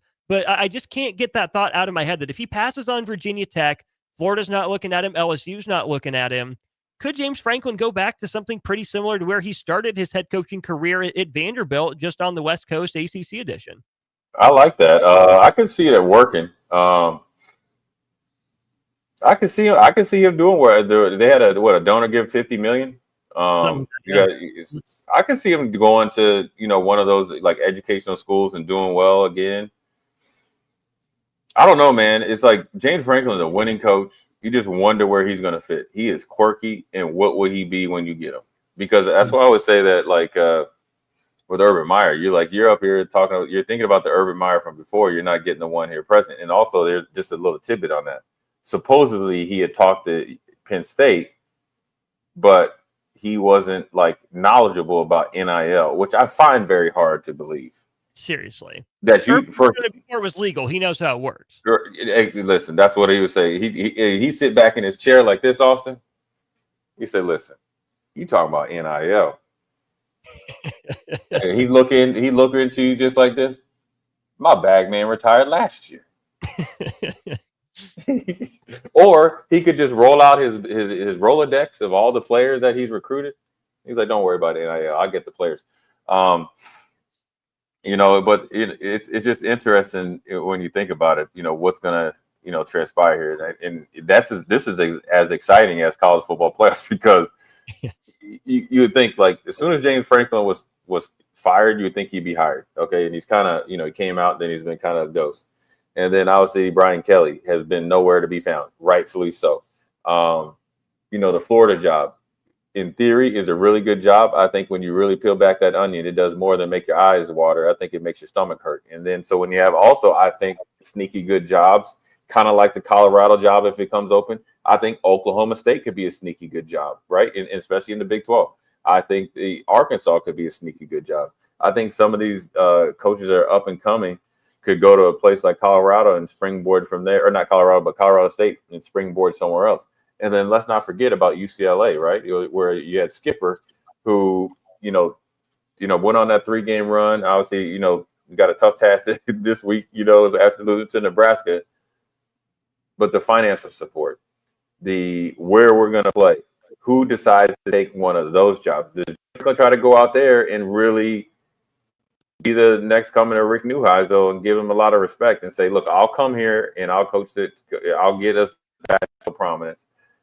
What I need, and so he'll be there for the long term because he's going to have to wait for the decision where they're going to play, as far as their home games, but then also financially to let them do it.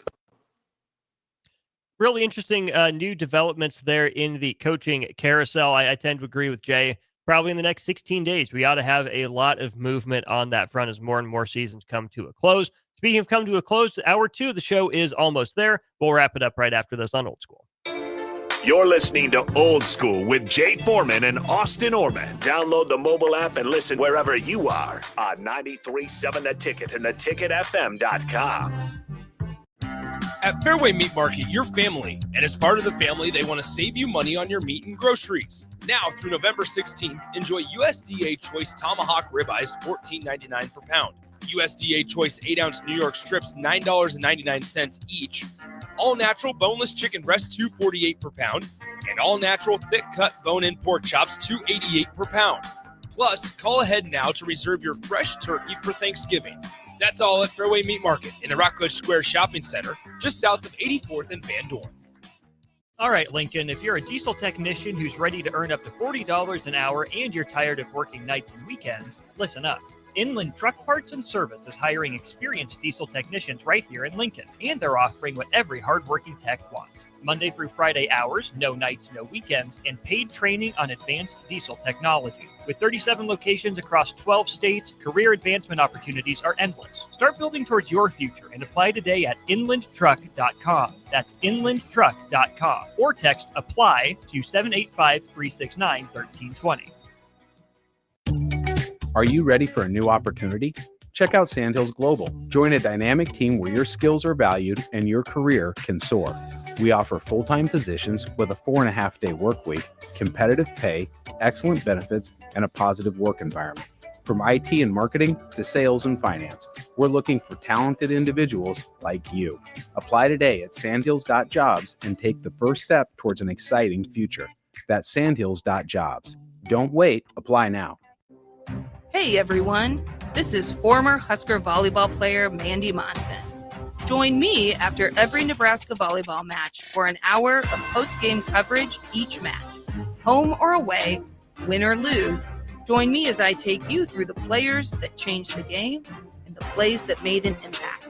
It's Husker volleyball post-game with me, former Husker Mandy Monson, only here on 93.7 The Ticket and theticketfm.com. Hey there, this is Paul Scheel, owner of High Electric. I want to thank our friends and loyal customers and introduce High Electric to those looking for a new electrician. We've been serving the Lincoln and Omaha area for over 30 years, from design to install, upgrades, and repair. If you are a homeowner or a small business needing some electrical work, call us at 402-466-6606 or check us out at hyelectric.com. We look forward to hearing from you. If you're seeking a career with a growing company, Gaina Trucking and Excavating is hiring and looking for additions to their team.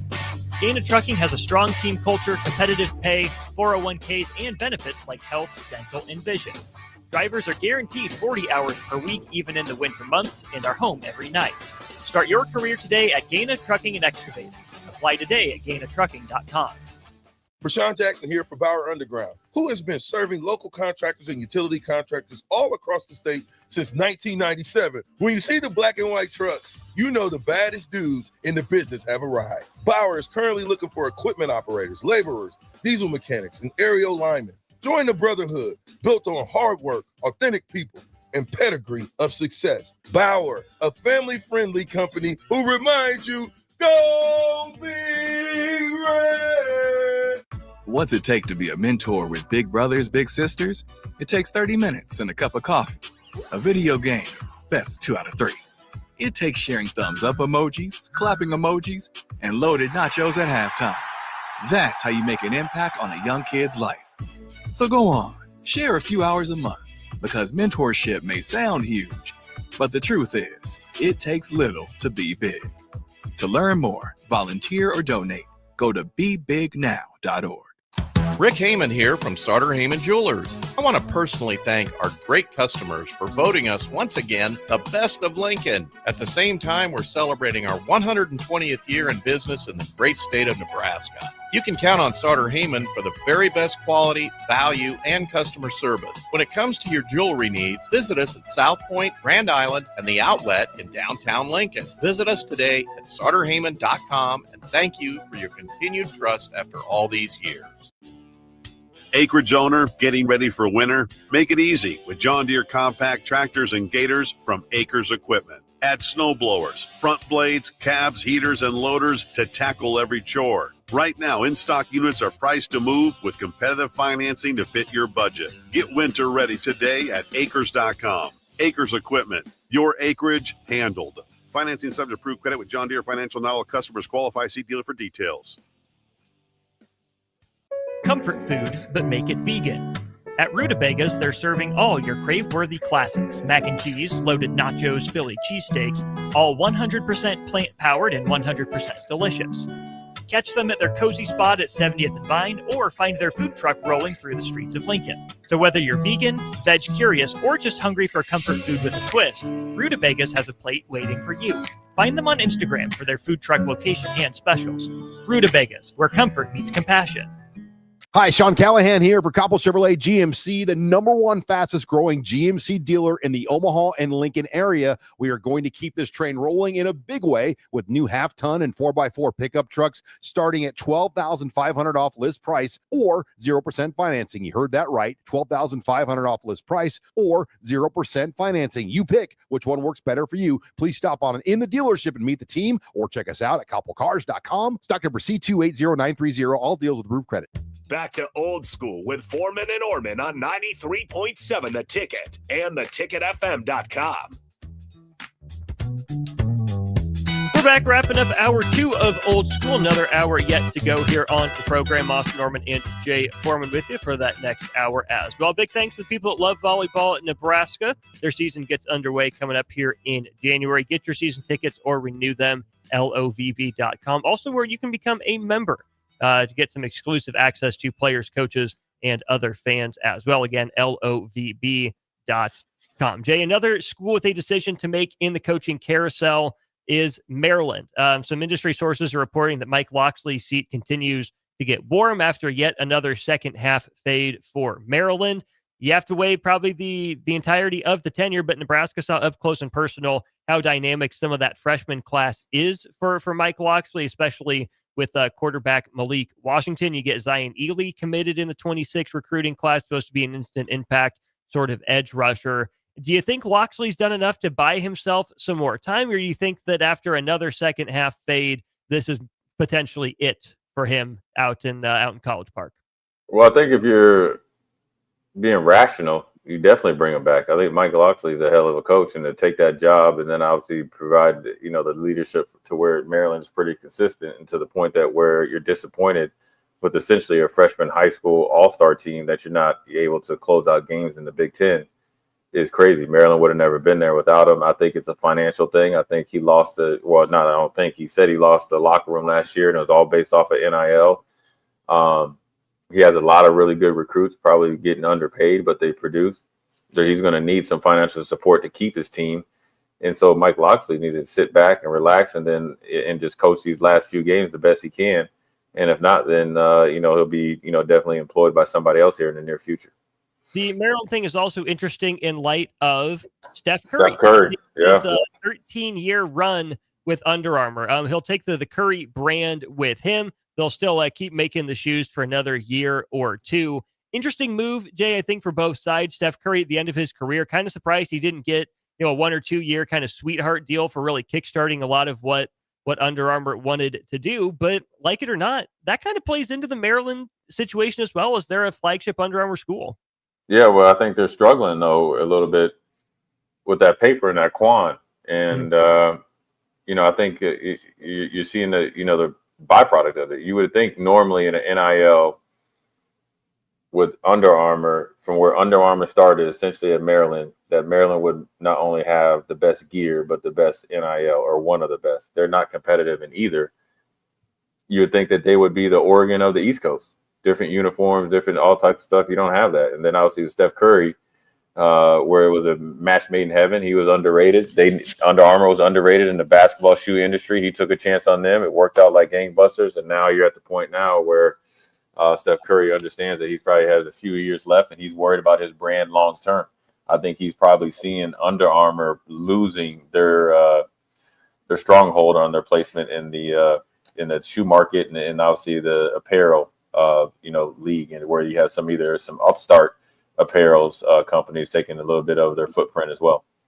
Do you see Steph signing another deal for the remainder of his career to get the Curry shoe out with someone else? Do you think this is just it? Whenever Under Armour's done producing the Curry shoe, that's it for Steph, and then he just has his own Curry Enterprises sort of umbrella for whatever retirement holds? Man, he need to go to Nike. Seriously. Yeah. I mean, they have shown you how to take your brand, and he's an iconic player, and run it for the rest of your life. And they need it.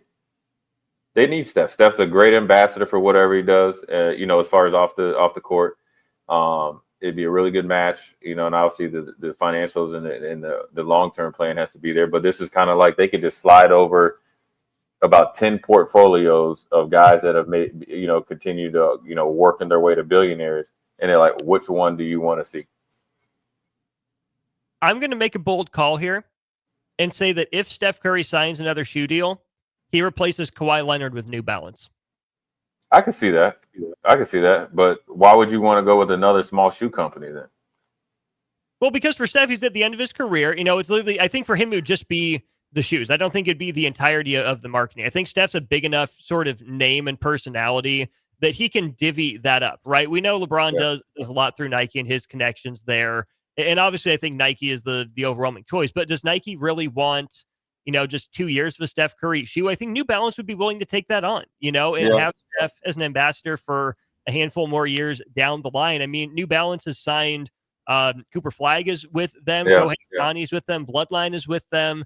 So they have some decently high profile, candidates there. Go ahead, Austin. Bloodline represent.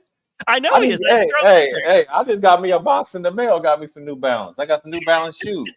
I put some respect on it. Yeah. Bloodline hooked me up.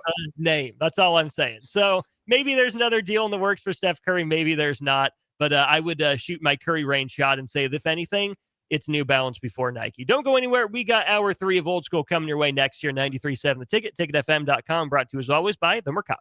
Watch Old School live on Facebook, YouTube, or Twitch. Old School with Foreman and Orman on 93.7 The Ticket and theticketfm.com.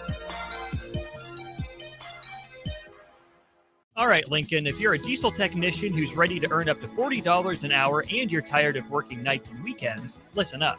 Inland Truck Parts and Service is hiring experienced diesel technicians right here in Lincoln, and they're offering what every hardworking tech wants. Monday through Friday hours, no nights, no weekends, and paid training on advanced diesel technology. With 37 locations across 12 states, career advancement opportunities are endless. Start building towards your future and apply today at inlandtruck.com. That's inlandtruck.com. Or text APPLY to 785-369-1320. This is Lincoln's home for sports talk on the FM dial. Also online at theticketfm.com. On the internet. KNTK FM Firth, 93.7 The Ticket. When it comes to concrete, Stevens & Smith Construction doesn't stall. They go for the takedown. As Nebraska's full-service concrete contractor, they stay in bounds, hold inside position, and never forfeit quality. Whether it's foundations, flatwork, or concrete coatings, they elevate performance and pin down results that win every time. Stevens & Smith Construction is a proud sponsor of Takedown Tuesdays on 93.7 The Ticket. Because when it's time to wrestle with concrete, Stevens & Smith Construction slams expectations.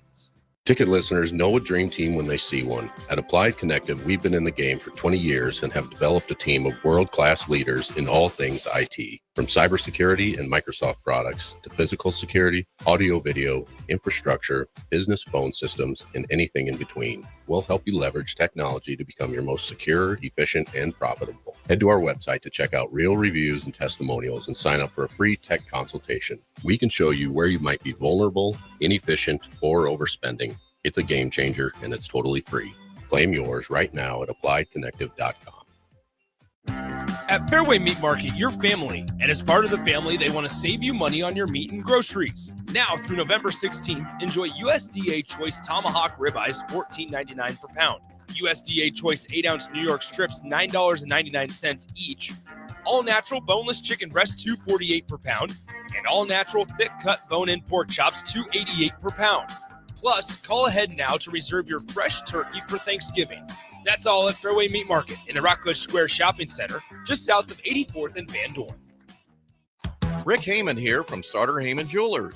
I want to personally thank our great customers for voting us once again the best of Lincoln. At the same time, we're celebrating our 120th year in business in the great state of Nebraska. You can count on Sartor Heyman for the very best quality, value, and customer service. When it comes to your jewelry needs, visit us at South Point, Grand Island, and the Outlet in downtown Lincoln. Visit us today at sartorheyman.com, and thank you for your continued trust after all these years. MHC isn't a new company, just a new name. Moe's Moving is now Moe's Home and Commercial. Whether moving across town or across the state, MHC Moving has you covered, specializing in home, apartment, assisted, and independent living moves. MHC can handle your commercial moves as well. MHC Moving has 0 hidden fees. You'll never pay for same-day booking or be charged for stairs, heavy items, or elevator fees. Rates are the same Monday through Saturday, and you will never pay a truck or fuel surcharge. And they offer payment plans through PayPal. Call MHC Moving today at 402-853-7167 or go to mhcmoving.com. What's it take to be a mentor with big brothers, big sisters? It takes 30 minutes and a cup of coffee. A video game, best 2 out of 3. It takes sharing thumbs up emojis, clapping emojis, and loaded nachos at halftime. That's how you make an impact on a young kid's life. So go on, share a few hours a month. Because mentorship may sound huge, but the truth is, it takes little to be big. To learn more, volunteer, or donate, go to bebignow.org. Schweizo Construction is now hiring for skilled craftsmen, steel erectors, concrete workers, and general laborers. Schweizo Construction offers great benefits like premium wages, health and dental insurance, paid holidays and vacation, 401k with company match, life insurance, and disability insurance. They pride themselves on a legacy of 40 years built on integrity and trust. Joining their team means becoming part of a family that values hard work, dedication, and mutual respect. Apply today at schweizo.com. That's schwisow.com. MWR is dedicated to building attractive, affordable steel buildings that exceed your expectations. From commercial to residential to agriculture storage, steel buildings are cost-effective, attractive, and versatile. Plus, they're a lasting investment and an ideal choice. MWR uses Sentinel Building Systems out of Albion and can service you all over the state and region. If you have interest in a steel building, post-frame building, or fencing, give MWR a call today at 402-980-5273 or go to mwrbuildingandfence.com. Empire Netting and Fence delivers top quality netting and fence solutions. From major sports venues to backyard installs and everything in between, coast to coast. We take on tough jobs with grit, integrity, and a strong commitment to safety. Empire is growing, and we're hiring motivated people ready to grow with us. We build each other up, and we're building something big. Think you've got what it takes? Apply now at empire-fence.com. That's empire-fence.com. Coming at you live from the heart of Lincoln, America. This is Old School, sponsored by the Mercado by Certified Piedmontese.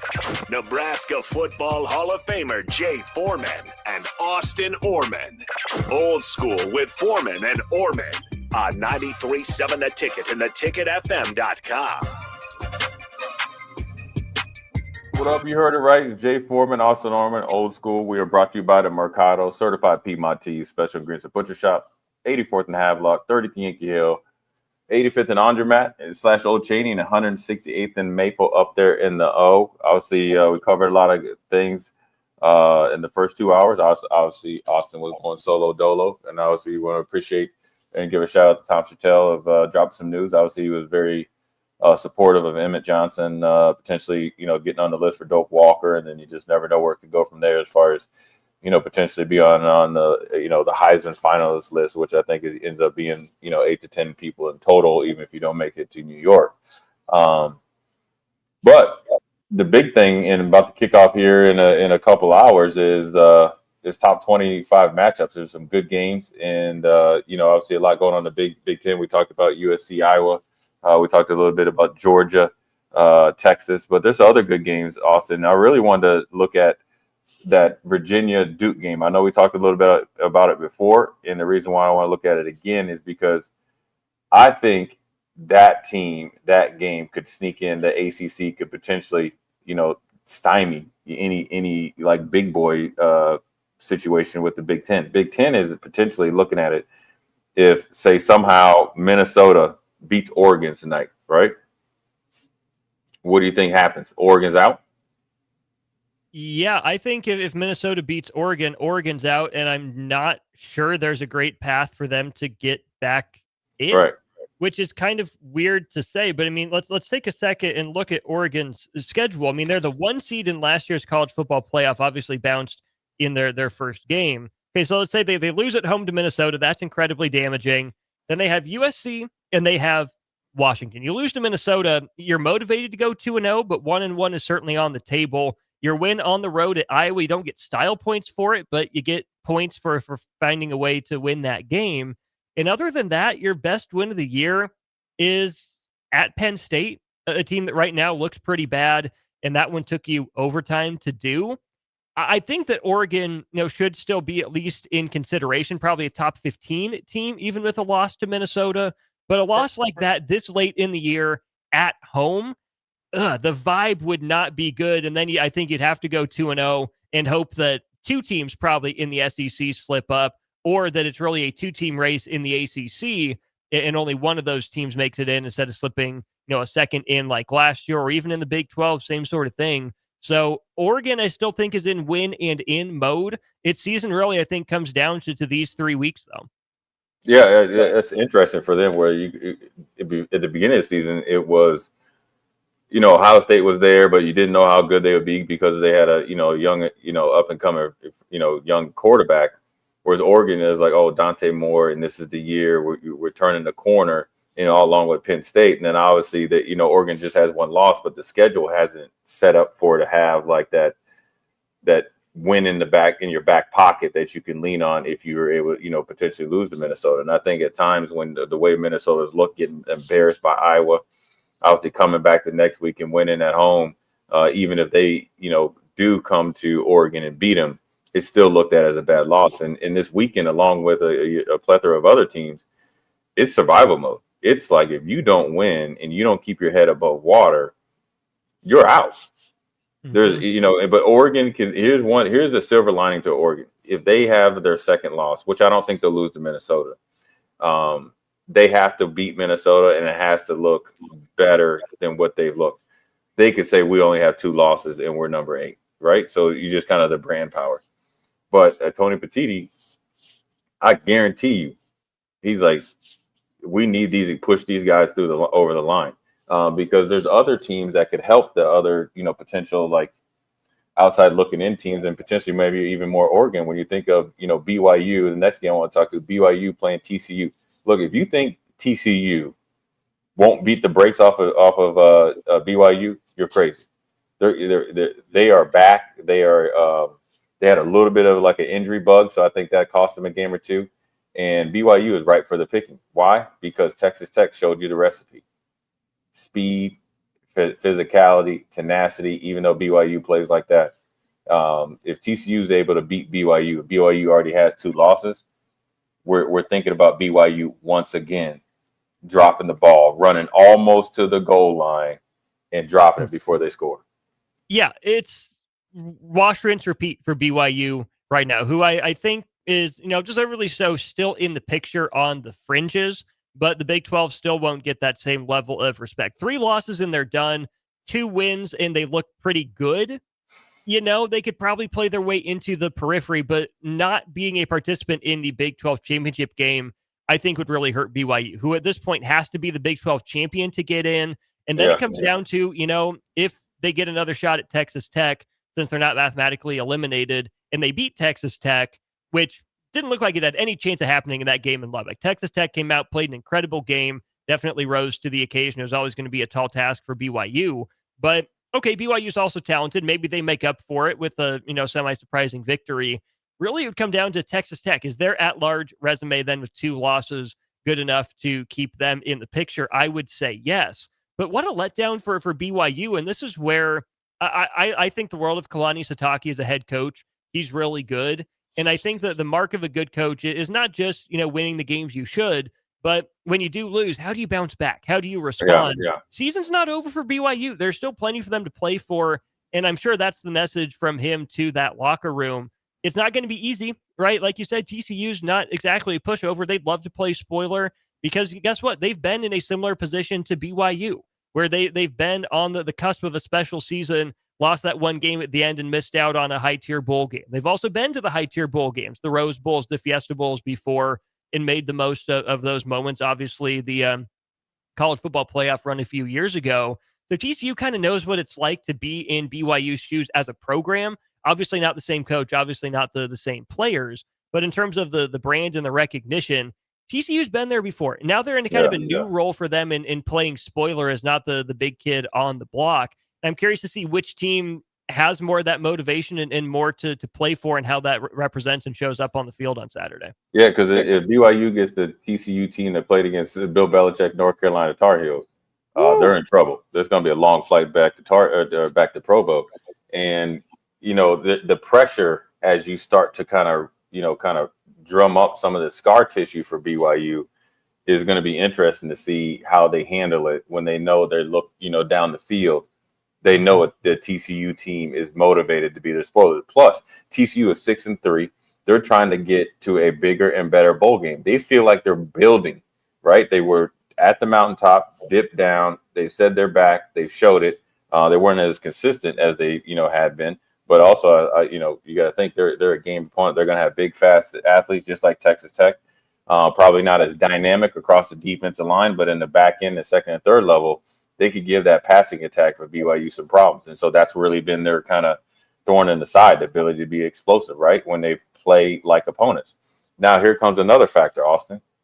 The old Utah Utes, right? Their old, Hatfield and McCoys, the cousin that they don't like, are playing Baylor. Mm-hmm. Now, both teams are maybe on the outside looking in. Just say if Utah beats Baylor, right, or and BYU loses, what did I say before? It's like 2 wins for Utah. Mm-hmm. Then both of them, so essentially we dragged you down by just looking over the fence to see if you cut your lawn and you didn't. And now we're calling the cops on you because your lawn is too high. And now we got the HOA involved and they're just deviling in gluttony there for Utah. And it's vice versa. If BYU is able to beat TCU, you look over at Utah and Baylor beats them. That type of pressure is just not college football playoffs. It is bragging rights. It's obviously intense and rivalry as well. And so those 2 games, 12 and 13, BYU number 12, Utah number 13, they're looking, Utah's right on the heels of BYU. They would like to end the season 1 ranking, position higher. They'd have bragging rights. And so they're not only playing their opponent, they're playing against, what potentially could be their cousin that they don't like down the road. Oh, absolutely. I mean, ranked right next to each other. And here's another kind of issue for BYU. They have probably the toughest game of the 6 remaining on the schedule. They have TCU this week at Cincinnati next week. And then they'll close the regular season at home against UCF. Whereas Utah, as you mentioned, obviously Baylor this week. They host Kansas State next week on Senior Day. And then they will play Black Friday, actually, 11 o'clock kick down in Lawrence, Kansas against Kansas. I mean, those are 2 solid enough teams in Kansas State and Kansas. Utah's looked pretty darn good this year. I really like what they've built. And they're playing, it feels like they're ascending. Whereas the loss to Texas Tech, you wonder if that's going to send BYU into that tailspin. But, man, between those 2, I think it'd be really fun for the Big 12 to be able to sneak a second one into the college football playoff. But that means those 2 teams have to essentially now go 4-0. Yeah, they got 4-0. And then you're just hoping that Texas Tech did enough because it would have probably lost its best quality wins, having been avenged there in the Big 12 championship game. And you just hope that's enough for the Big 12 to hang on with 2 teams, kind of like the ACC last year. Yeah. You hope that. And then also you have to think that they're also hoping and looking up there at the Big 10 that Oregon doesn't handle their business, that USC doesn't handle their business, right? So they don't get the I guess the blue blood, benefit of the doubt and get in over you. You know what I'm saying? So because obviously the two big conferences is Big Ten and the SEC, and you don't want to kind of let politics get in. So there's a lot of pressure going in the Big 12. I felt like last year they had a really good year overall, top to bottom as a conference. I think they're doing it this year as well. But the pressure is on because now they're getting rewarded with being ranked up there and leapfrogging teams by the time early season success of BYU and obviously Texas Tech coming on the scene. Even though Arizona State's kind of dipped in and dipped out, they were getting the benefit of the doubt. Iowa State was doing really good. And then, what really set it off was those dang Cincinnati Bearcats Nebraska handled in the first week. They essentially took that loss and went on a run. And now that knocked down, the Utahs and all them as well. And so it's almost like that you have too much parity, too much competitive, too many good, consistent teams. Whereas like the SEC and the Big Ten is more top heavy. So, that this top 25 weekend coming down the stretch, obviously you got, Bama, was it Bama, Oklahoma? Yeah, Bama, Oklahoma. Yeah, Bama, Oklahoma. That's really, when you think about it, you could talk about the two quarterbacks, right? I think they're two of the probably two of the top 6 quarterbacks, and they're definitely either one of them not lower than 4. Either whatever you want to take in Mateer and Ty Simpson. But really, this is going to come down to who the two defensive lines that had, they were being compared to the doomsday defense of the back or the steel curtain. Both of them were thought of to be 1 and 2 or 2 and 1 or whoever you want, the best defensive lines in the nation. And then Clemson was in the mix. We saw Clemson. I think they got too big for their britches and started believing the hype. Whereas these two defensive lines, when healthy, now they will dictate the outcome of this game. And so that's why this game is interesting because you look at how Oklahoma started, right? Like gangbusters, right? And look at how Bama started, like a dud. Now they're meeting, and the advantage is to Bama because DeBoer has been able to right the ship, and Brett Venables has as well, but they've kind of slid down a little bit. So if they have one more big victory in the tank, here comes Oklahoma, and then another team that's on that bottom tier, potentially getting in that college football playoff, is knocked down again based on those dang Boomer Sooners. It's interesting to see the styles of these two teams because I agree the defensive line should find a way to control this game.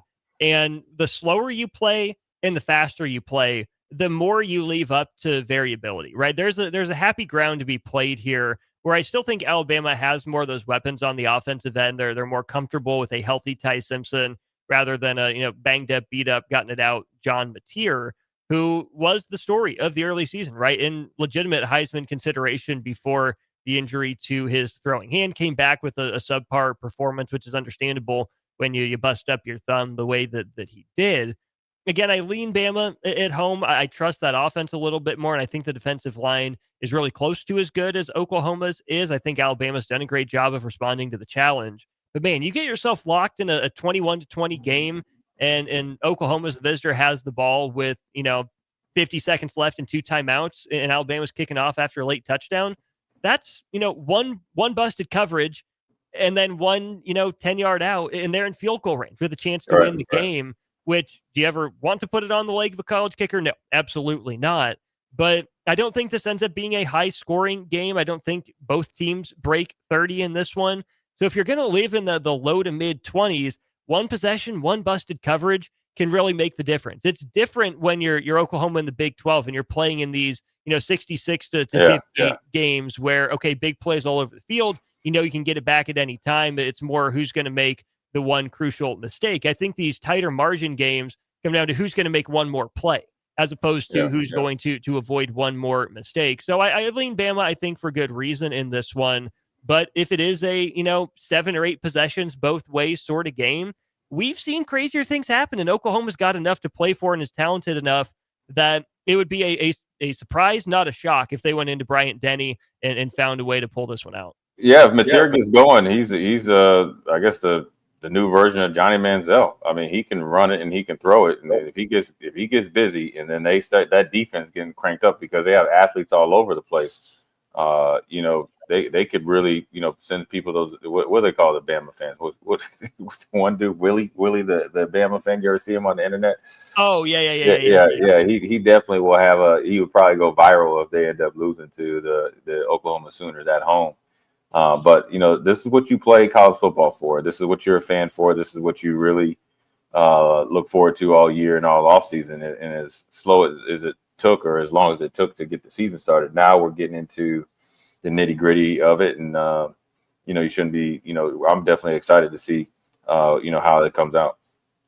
Oh, absolutely. I mean, we're down to the stretch. There's still so much for all these teams to play for. And even in the group of 5, Jay, you look at Memphis falling out with a loss last week, South Florida hopping back in. That's definitely something to monitor, but there are still teams on their heels, right? Tulane back in the race with the win over Memphis. San Diego State has a big one against Boise State. They're out of the top 25 rankings right now. It's 7-2. They're 1.5 favorites at home against Boise State, but they have plenty to play for in terms of playing spoiler. I know the group of 5 race is a bit down the pecking order, but between the intrigue at Memphis with Silverfield, his name being up for coaching. Oh, yeah.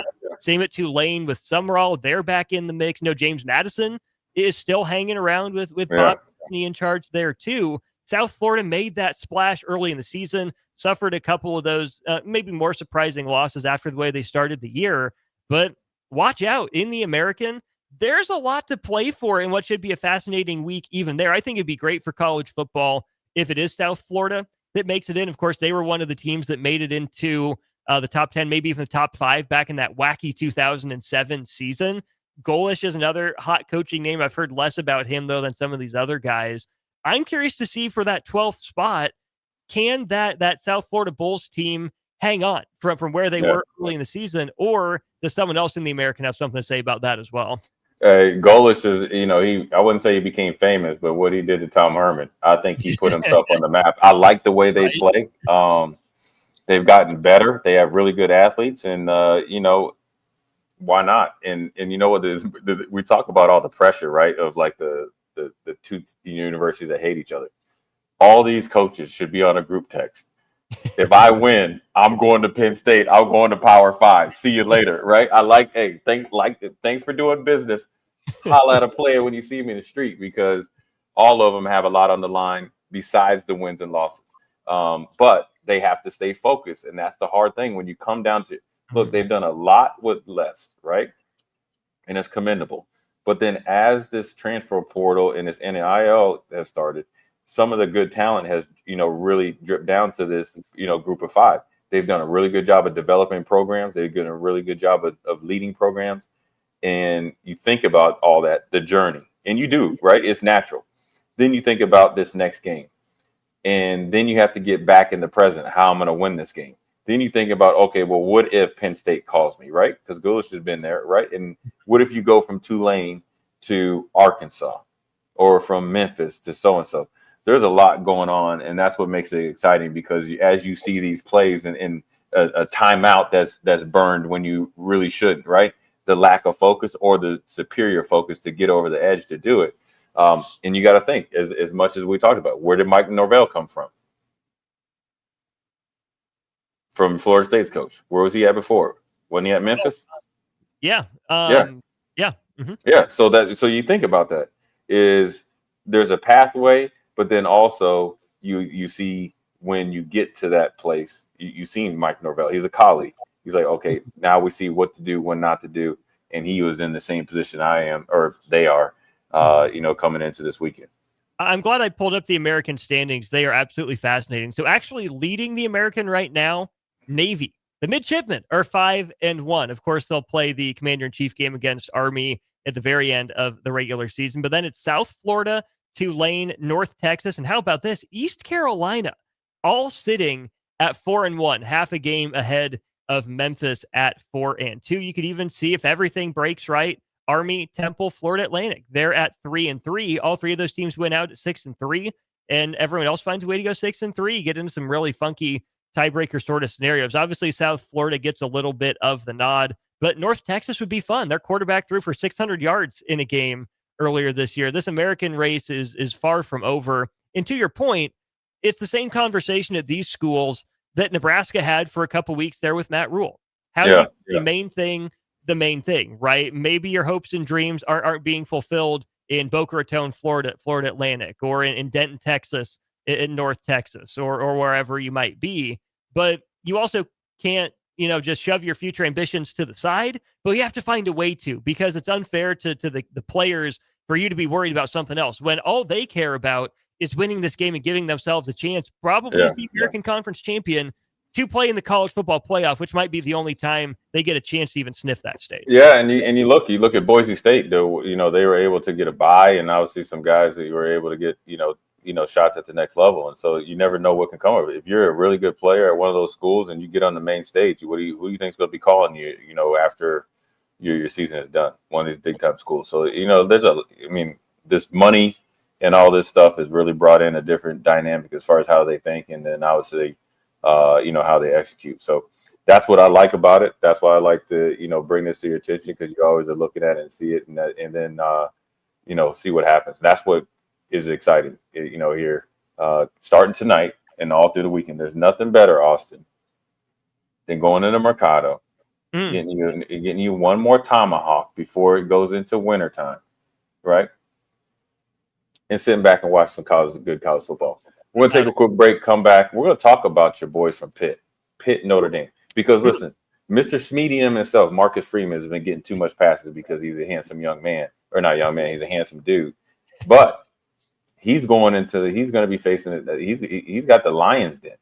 Pitt is their kryptonite. Jay Foreman, Austin Orman, Old School. We'll be right back. You're listening to Old School with Jay Foreman and Austin Orman. Download the mobile app and listen wherever you are on 93.7 The Ticket and theticketfm.com. Load up on meat and more this fall at the Mercado by Certified Piedmontese. From now through the end of November, Ferndale fresh turkeys are just $3.99 per pound and in limited stock, perfect for your holiday meals. Plus, you can stop by for lunch on Fired Up Thursday at the Mercado East or Fired Up Friday at the Mercado North. With locations at 84th and Havelock, 30th and Yankee Hill, and now 85th and Old Cheney in Lincoln, or 168th and Maple in Omaha, get to the Mercado today for the best meat in town. 93.7 The Ticket, Fox, KFXL weather. Sponsored by John Henry's Plumbing, Heating, and Air Conditioning. The Lincoln forecast for today, we'll see mainly sunny skies with a light breeze. Be very warm with a high near 78. Tonight, partly cloudy skies, a continued light breeze, low around 52. And tomorrow, we'll see mainly sunny skies. Be breezy and colder with a high near 69. I'm meteorologist Kyle Flecker for 93.7 The Ticket and theticketfm.com. MHC isn't a new company, just a new name. Moe's Moving is now Moe's Home and Commercial. Whether moving across town or across the state, MHC Moving has you covered, specializing in home, apartment, assisted, and independent living moves.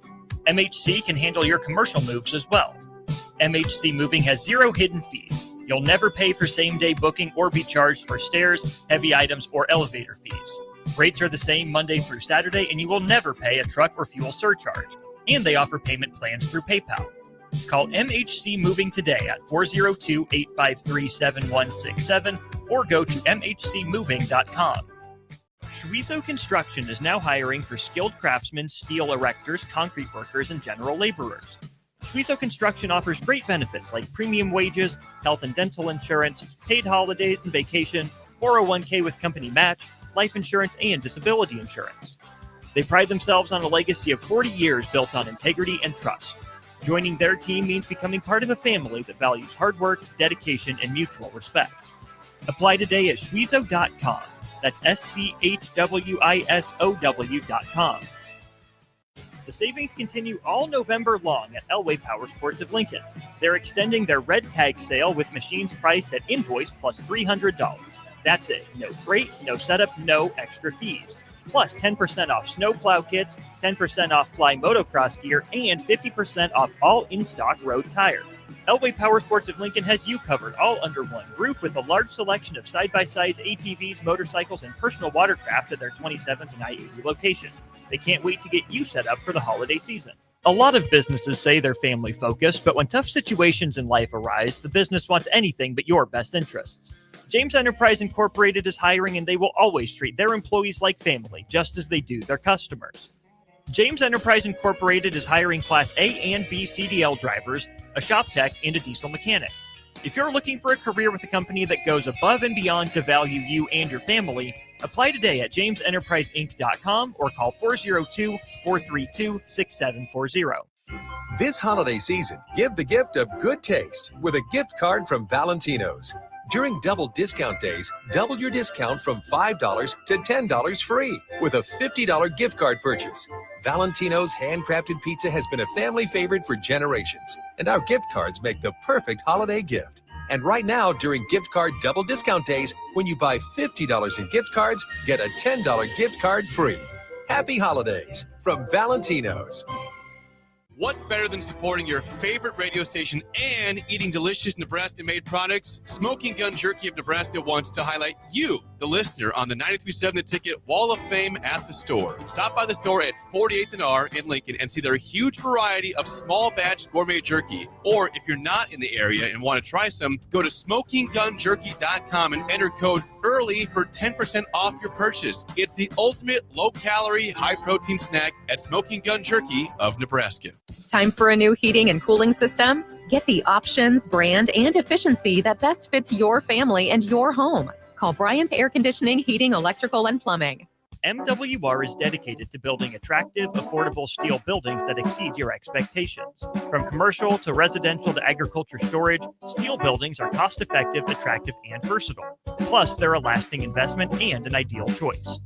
MWR uses Sentinel Building Systems out of Albion and can service you all over the state and region. If you have interest in a steel building, post-frame building, or fencing, give MWR a call today at 402-980-5273 or go to mwrbuildingandfence.com.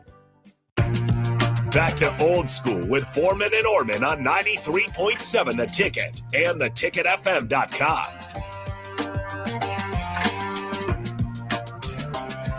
Well, we're back. Jay Foreman, Austin Norman, second segment, 5 o'clock hour. Moving right along till we get into the weekend. Husker bye week. Obviously, we're going to win the bye week and do what we need to do to go on the road to Happy Valley and represent. But before we get to that, everybody's, I wouldn't say everybody's, but I think all the recruits' mom's favorite guy, favorite coach, Marcus Freeman, is having some sleepless nights, man. Because my brother, hey, listen, you played your boy Narduzzi. You got to think Narduzzi. You remember him when he was mad at his, what was the wide receiver that left and went to USC? Oh, Addison. Yeah. Addison. And had a down year.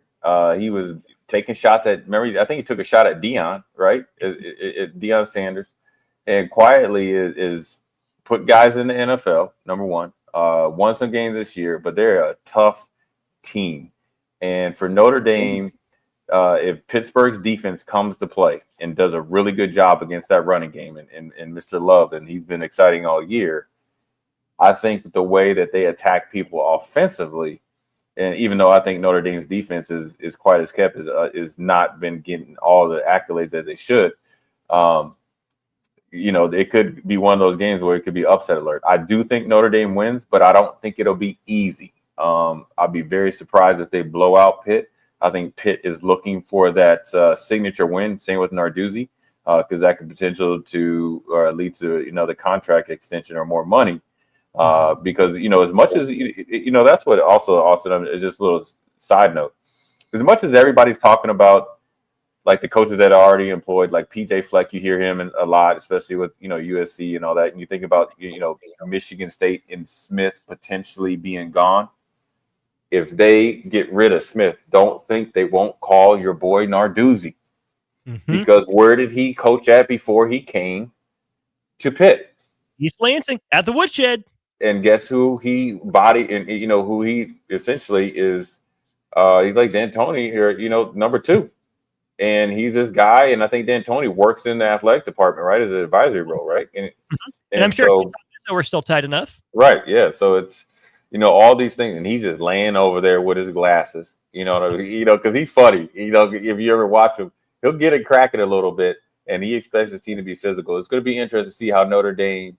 If Notre Dame comes out like they did I think last year against USC. Remember they had the video of the Notre Dame offensive lineman punching the USC defensive lineman. If they come out with that type of attitude, it could be more than a 2-score win.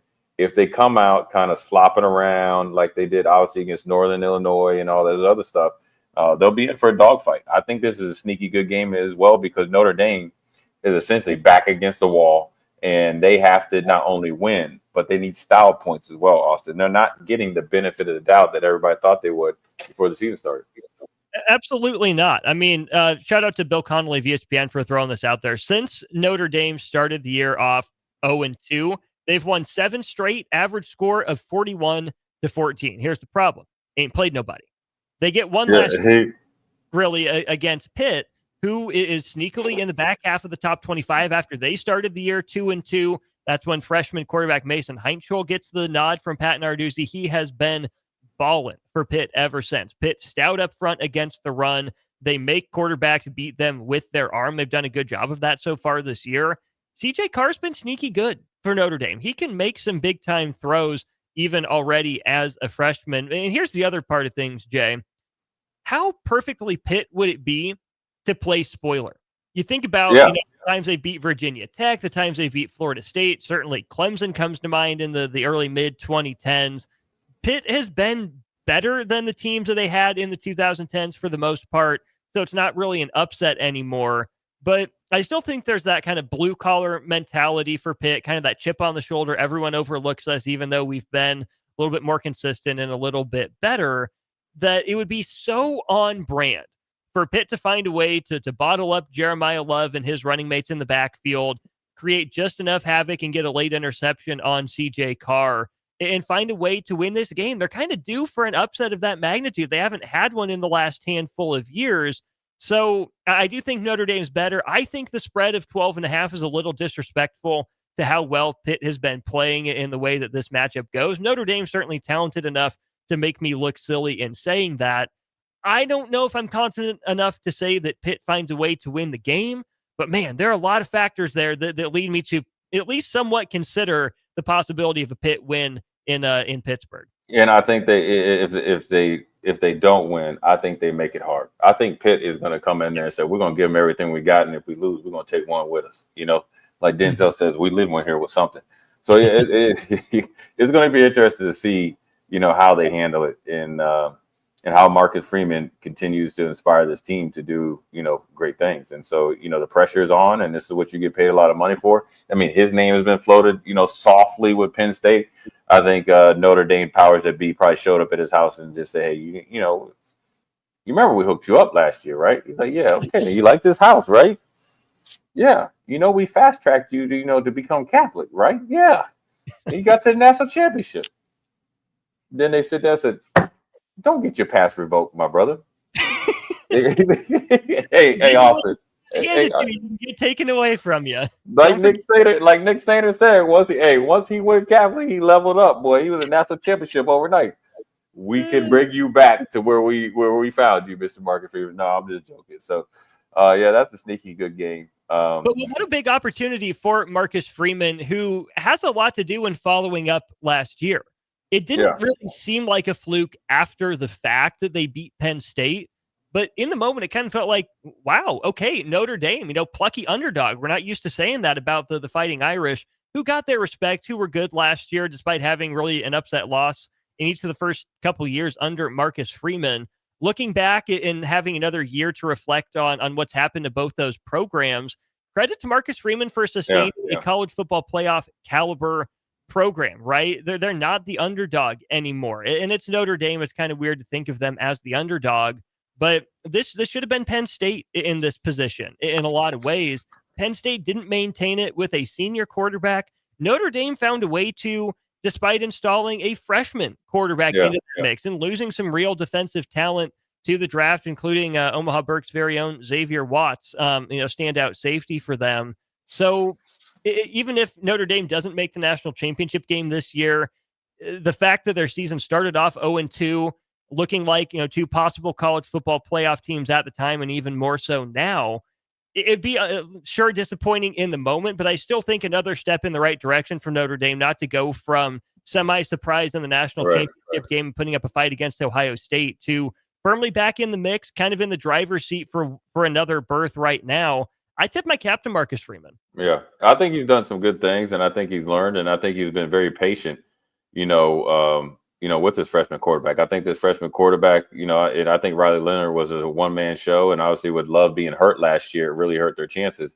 But I think Riley Leonard was the ultimate winner. I think this guy has that potentially that next level swag and that talent that can really take Notre Dame, at least offensively, to the level that where they can be in the mix with everybody else. Because I think defensively, with a defensive-minded head coach and Marcus Freeman, you're going to be always one of the top defenses in the nation. He recruits well. He develops well. He has a great rapport with the team and obviously the athletic department. So I think he has a good setup there. I'd be very surprised if he entertains anybody. That's why I don't think you heard his name at all besides the first initial splash. But I think he's done a really good job. I think last year he did a really good job, and I think it was really mentally with the team. You know what I'm saying? Like getting them to believe. I think this year he's done a really good job, and maybe in some ways even better by taking it a little bit like the standard, right? The true standard. And, look, I think I saw where, he tightened up the kicker. Did you see that when the kicker missed? He wanted to say, hey, listen, man, you can't be doing this. You hear it, you're Notre Dame. That's the standard. It's funny that a guy like Marcus Freeman, young as he is in his head coaching career, knows how to tighten up a kicker without kicking him over while he's stretching. Cough, cough, Urban, cough, cough. Yeah, he's doing it a different way, but he let him know exactly where he's at. Like, listen, you got about one or two more kicks, bro, and you're going to be in the before yourself. You dig? And he said, yes, sir. And he went out there and got it together. So he understands how important special teams are. I like that he's invested, and I think he's a really good coach. So real quick, Austin, before we go to break. Nebraska goes out to Happy Valley. Do they leave Friday or do they leave Thursday?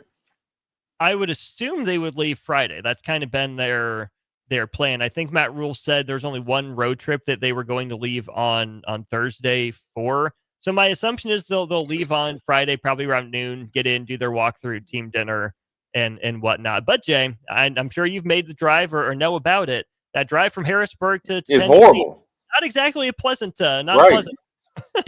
Right, and I guess you don't want to be stuck in Happy Valley, but I just wonder if that would cause you to leave Thursday afternoon. What time is the game? Has the game time came out yet? No, game time will come out on Sunday, so we'll find out after the weekend's action. I imagine if it's an early game, right? You probably leave Thursday.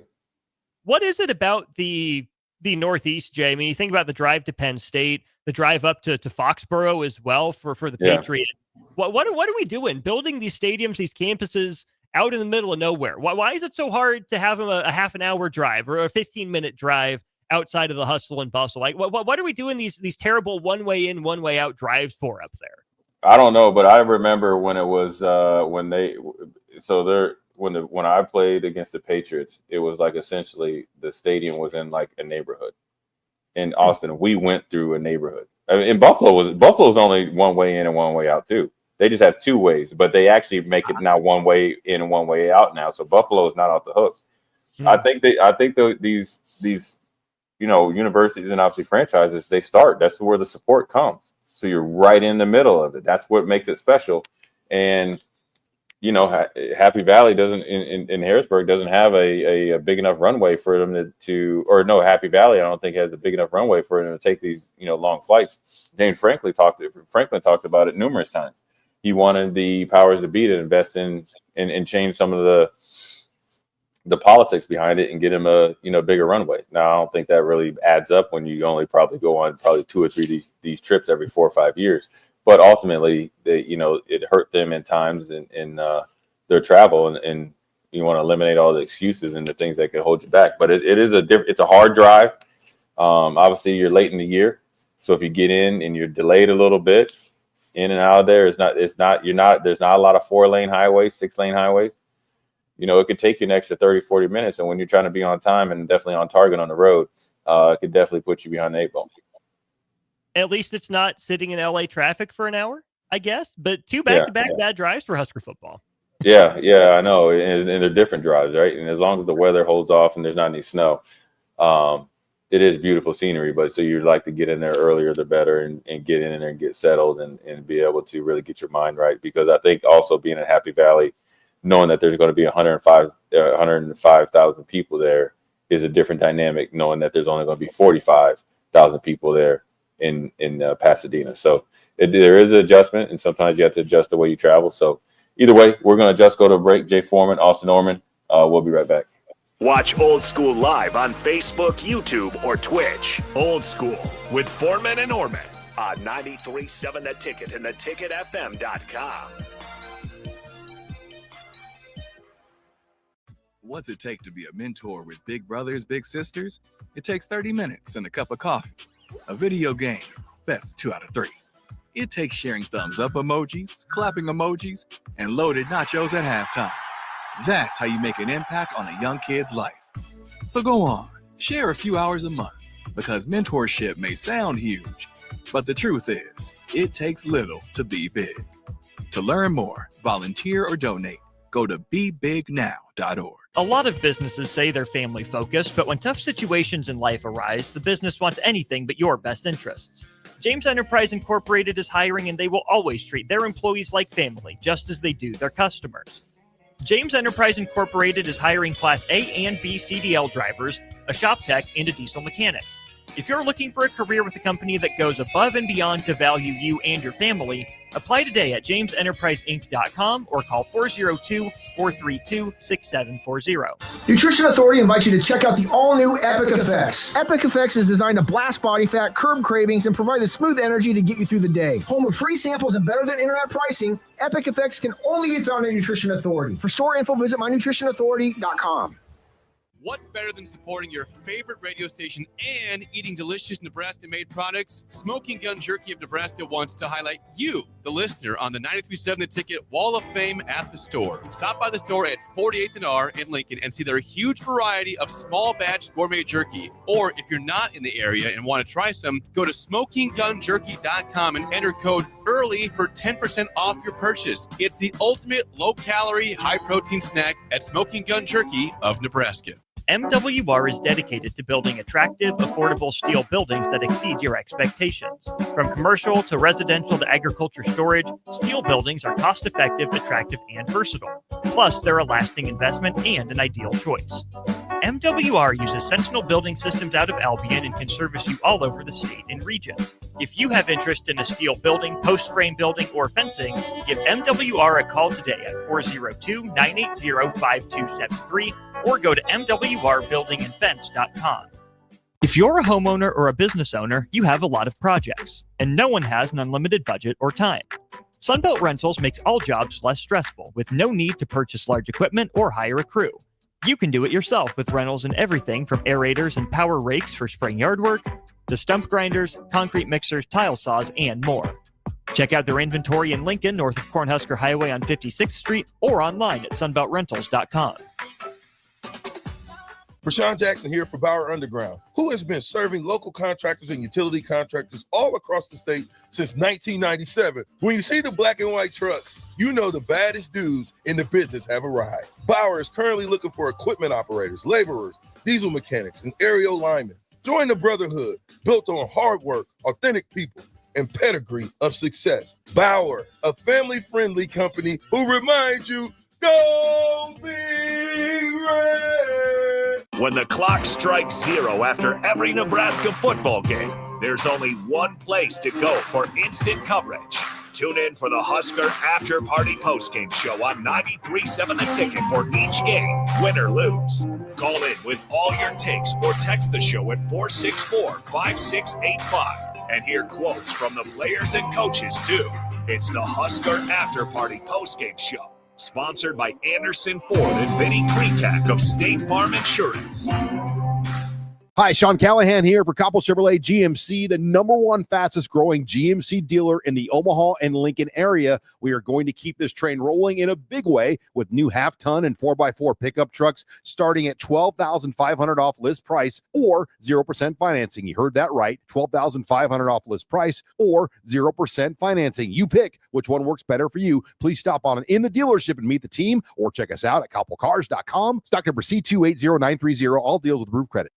Back to Old School with Foreman and Orman on 93.7 The Ticket and theticketfm.com.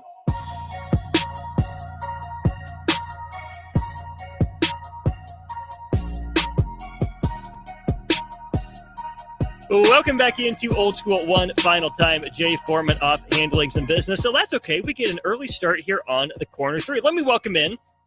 I'll go from my left over. Wilson Moore, Omaha World Herald, making his second appearance on the station today. Wilson, welcome in. Thank you for having me. Of course, anytime. And then to his left, Jacob Bigelow. Biggs, welcome back. You had me back again. You invited me back again. I wasn't expecting the return invitation, but here I am. I'm happy to be back. How we doing? Doing great. Fair warning, you guys are locked in here now. So doors are locked. There's no escaping until we get done with our guys draft in college basketball for the year. That'll be coming up at 6 o'clock. We will be out of here momentarily because we have Clemson and Louisville on the station coming up here momentarily. But gents, in the few minutes that we do have remaining, how about the Boilermakers? Disrespected, shunned, knocked from their number one spot despite doing nothing but winning. They win a true road test at Alabama. Jacob, we'll start with you. Trey Kaufman-Renn makes his debut, a double-double in a Boilermaker win. Yeah, NATO, it's you'd think, TKR short rolls would have been on the scout. He, welcome back with a vengeance. People, they were like, Purdue didn't look great in those first two games. Well, they're missing one of the better players in not just the conference, but also in the country in TKR. And it was kind of a tale of two halves, one half for him, one half for Braden Smith. And, I know it's still super early in the year, but I feel like that win may age as one of the better regular season wins from top to bottom across college basketball this year. Wilson, Purdue's got a lot of, preseason Final Four hype. Do you like this team better or the one that lost to UConn in the national championship better? It's really hard for me to go against a team that had Zach Edey. Like, it has been a long time since we've seen just a dominant force like him. Mm-hmm. With that said, to just argue with myself for a little bit as I... Angel Devil. I think you can certainly make a case this team is deeper, that there's more, more complementary pieces around what is now Braden Smith's team. I think you can maybe even make a case TKR is a better pick and roll partner for Smith than Zach Edey. Again, that is no disrespect to Zach Edey. TKR is not the dominant force that Edey is. I'm talking just in this specific version, and not to mention just Braden Smith and Fletcher Lawyer being probably the most fully realized versions of themselves that they've been in college. It's easy for these guys have started every game of their college careers beginning as freshmen. Yeah. And people forget. And they were boys on that team that lost to Fairleigh Dickinson. A year or two later, they were men. And that is why Purdue made the Final Four a year later. I will say this, though. If you have Purdue Angel on one shoulder and Purdue Devil on the other shoulder, they're both 7'3". Yeah. They're very tall. They're very tall, and your shoulders are probably aching because they're both from Matt Painter's Giant Man Factory. He did it again on early signing day. He did.